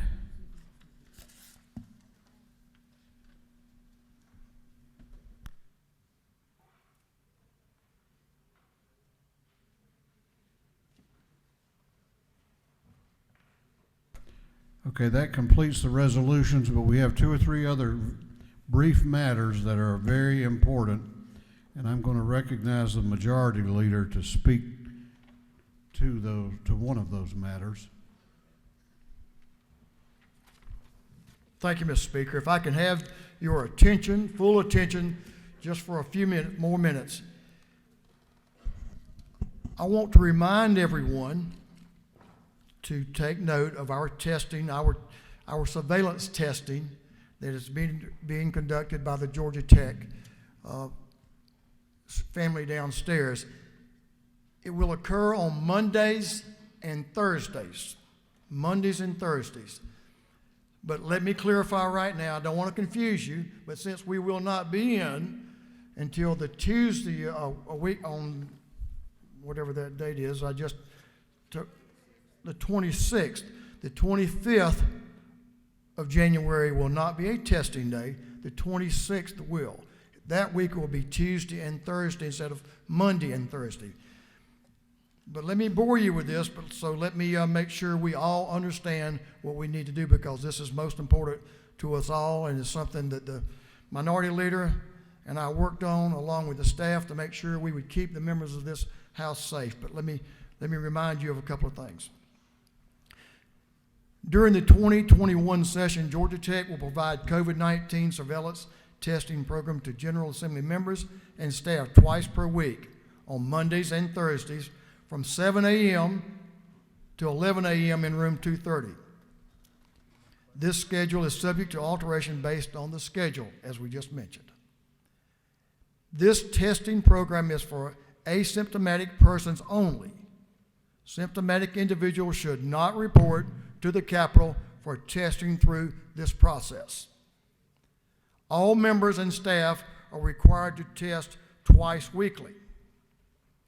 If any member or staff has not already been tested through the Georgia Tech program and has failed to set up their online testing profile, they can visit the testing site outside room 30 this week to be assisted with setup.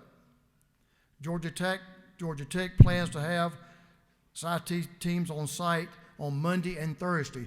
They were here this morning. They're not here now. They were here till 11 o'clock. So you'll have to do that on Thursday if you need their assistance. Results reporting. Your test will be processed by Georgia Tech by the end of the day on which you are tested. Your results are then reviewed by a physician from North Georgia Health System. After review, results are transferred to the Georgia General Assembly's Human Resources Department. Individuals testing positive will be contacted directly via phone by an HR representative that evening or early the next morning after testing. Let me repeat. Individuals testing positive will be contacted directly by phone by an HR representative that evening or early next morning after testing. Individuals who test negative will not be contacted. Your test results will not be reported via the Georgia Tech dashboard at mytest.gatech.edu. That is only for their own campus testing program. So don't look for our testing on that. That's for Georgia Tech students. For those of us who have had COVID in the past 90 days, all members and staff who have been diagnosed with COVID in the past 90 days are required to be tested through the Georgia Tech system at least once. Should their test results yield a false positive result as a result of having had COVID in the past 90 days, those individuals should work directly with the Speaker's office on a plan for the remainder of this session. Hopefully that answers everyone's questions on how our surveillance program is going to work. If we cooperate and work through that surveillance program, I think we'll have we will be in good stead as far as our health as dealing with this pandemic with the COVID during this session. So I encourage all of you, if you have not, to make sure you get your work done with Georgia Tech so that we can monitor our health in the appropriate manner and not only protect ourselves, but protect our neighbor. Thank you, Mr. Speaker. I yield the well. You had a question, I think. Do you yield? Yes, sir. I'll try to answer. Chair recognizes Representative Wilkerson to your left for a question. Thank you, Mr. Leader. Thank you for the testing. I do have two questions that have come up. The first, is there any contract tracing being done as a result of positive tests? So if a member's been test positive, are we checking to see if other members are impacted by that? Yes, we are following certainly Georgia Public Health guidelines, and that would be a part of the contact tracing, and certainly our HR department is engaged from the standpoint certainly protecting the privacy of our members and certainly following all legal procedures. Okay, so will you yield for a follow-up question? I sure would. So if that is the case, then it is possible you may get a phone call where you are not positive, but you may get a phone call saying you've been exposed, because that's what typically happens through the Department of Health. If I can just get clarification on that, I think it would be helpful. Thank you. Yes, I think that is the case, and certainly we're going to have we will have a very robust process of making sure that our members are kept safe. And that would be part of that activity, yes. Thank you for the question. You have another question if you care to yield? I'll yield for one more, Mr. Speaker. Chair recognizes Representative Camp to your right up in the gallery.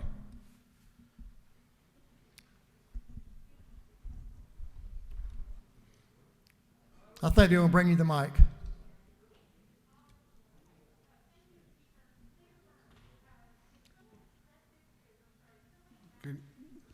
Representative, can you hold up just a minute? We can't hear you at all down here.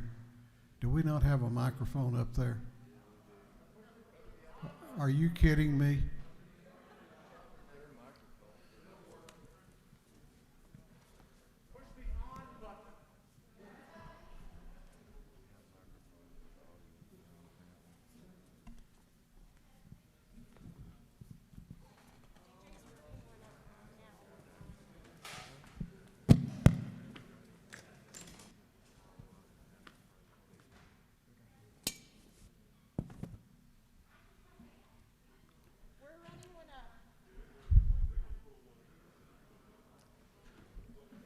Representative Camp, just hold for one moment. I think we have something coming to you.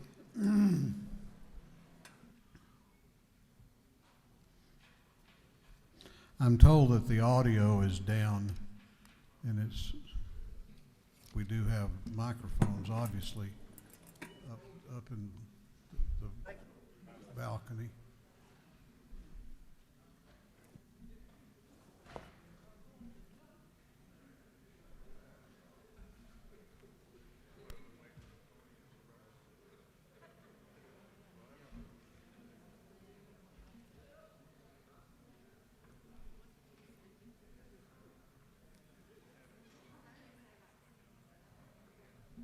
I couldn't hear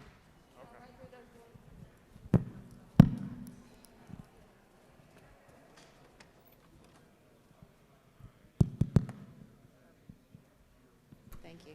Okay. Chair recognizes Representative Camp. Thank you very much, Speaker Ralston. Leader Burns, I have a question that I have not been able to find where it's been addressed yet. My mother and father-in-law live on property with us. They're in their 90s. They are being vaccinated, as my husband and I are, next week. What is the protocol if we've received a vaccine? We will continue to test everyone. Certainly the science is, there's all sorts of views on the science right now. We're certainly working very close with Augusta University from that perspective to make sure we have the latest science, but we're making sure, though, the other part is we're not taking any risk with our health of our members, and so everyone will continue to be tested, and then certainly if there are certainly additions that we can understand about a false positive, certainly then that will be taken into consideration. Representative Camp, I asked that same question last week, and what I was told by someone in public health is that for 5 days there's really no benefit whatsoever to the vaccine. And then after 5 days and before the second one, you have a 60% protection rate, which means you have a 40% unprotected rate. Then there is a time lag. I don't see Chairman Newton in here. What's the time lag on the second vaccine before we get up to 95, 96%? Yeah, so 10 to 14 days. So just the day you get it is not going to be, you're done. So that's why we're continuing to test. Hope that helped. Anything else, Mr. Speaker? Any other questions? No further questions. Mr. Speaker, I thank you for letting us have that time to discuss this matter. Thank you for the questions. I would tell you my observation is that our staff, and certainly when Leader Beverly and I were engaged in this discussion at the leader's direction, we've made sure that we have an abundance of caution in everything that we do to make sure that we follow the best procedures. We have the best people engaged. We're going to make sure we can do everything we can to keep our members and our families at home safe. Mr. Speaker, with that, I'll yield the well. Thank you, Mr. Leader. I have 2 or 3 announcements I want to make, and I want you to listen up to these very carefully. Once you get sworn in, which I think all of you have, you need to stop by the House Post Office out here and pick up your paperwork from the fiscal office. And probably that should be done today. The second announcement is that the notebooks that normally are placed on your desk every day with bills and status reports and that kind of information in them will not be put on your desk. And that applies to whether you're in the chamber, in the balcony, or in room 341. They will be outside your seating area, outside the door. So you'll need to pick those up as you come in each day.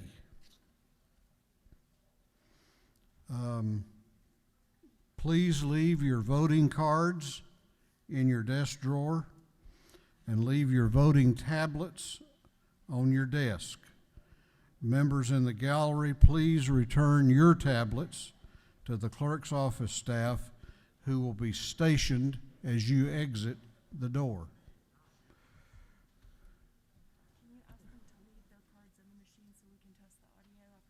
Okay, strike all that. If you have a voting machine, leave your card in it. It'll help us test the audio after we have cleared out of here today. I want to give a big thank you to some of the greatest people we have in this state, and that is our men and women of the Department of Public Safety that have been out here preparing for today and then taking good care of us, and I think we should show them an expression of gratitude at this time.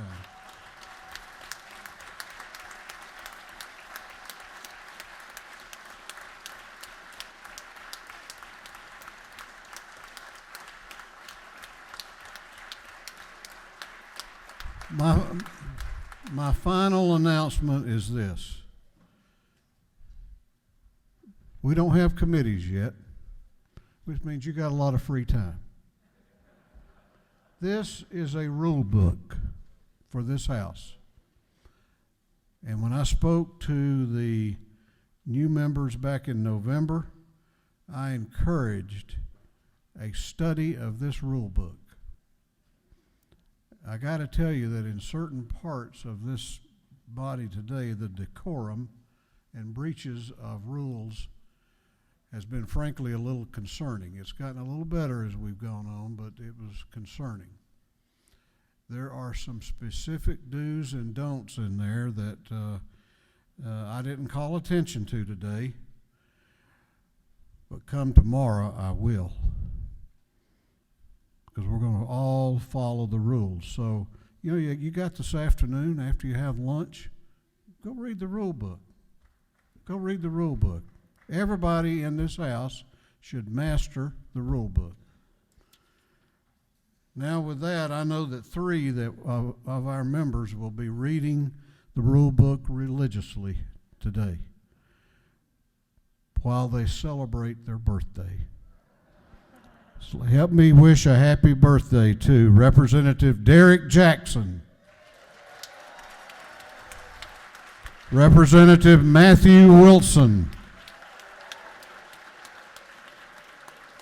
and Representative Houston Gaines.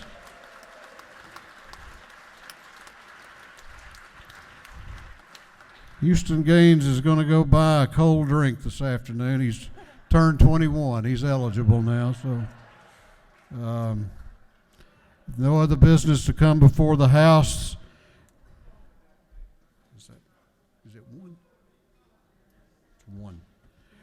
The chair recognizes the majority leader of the House for a motion.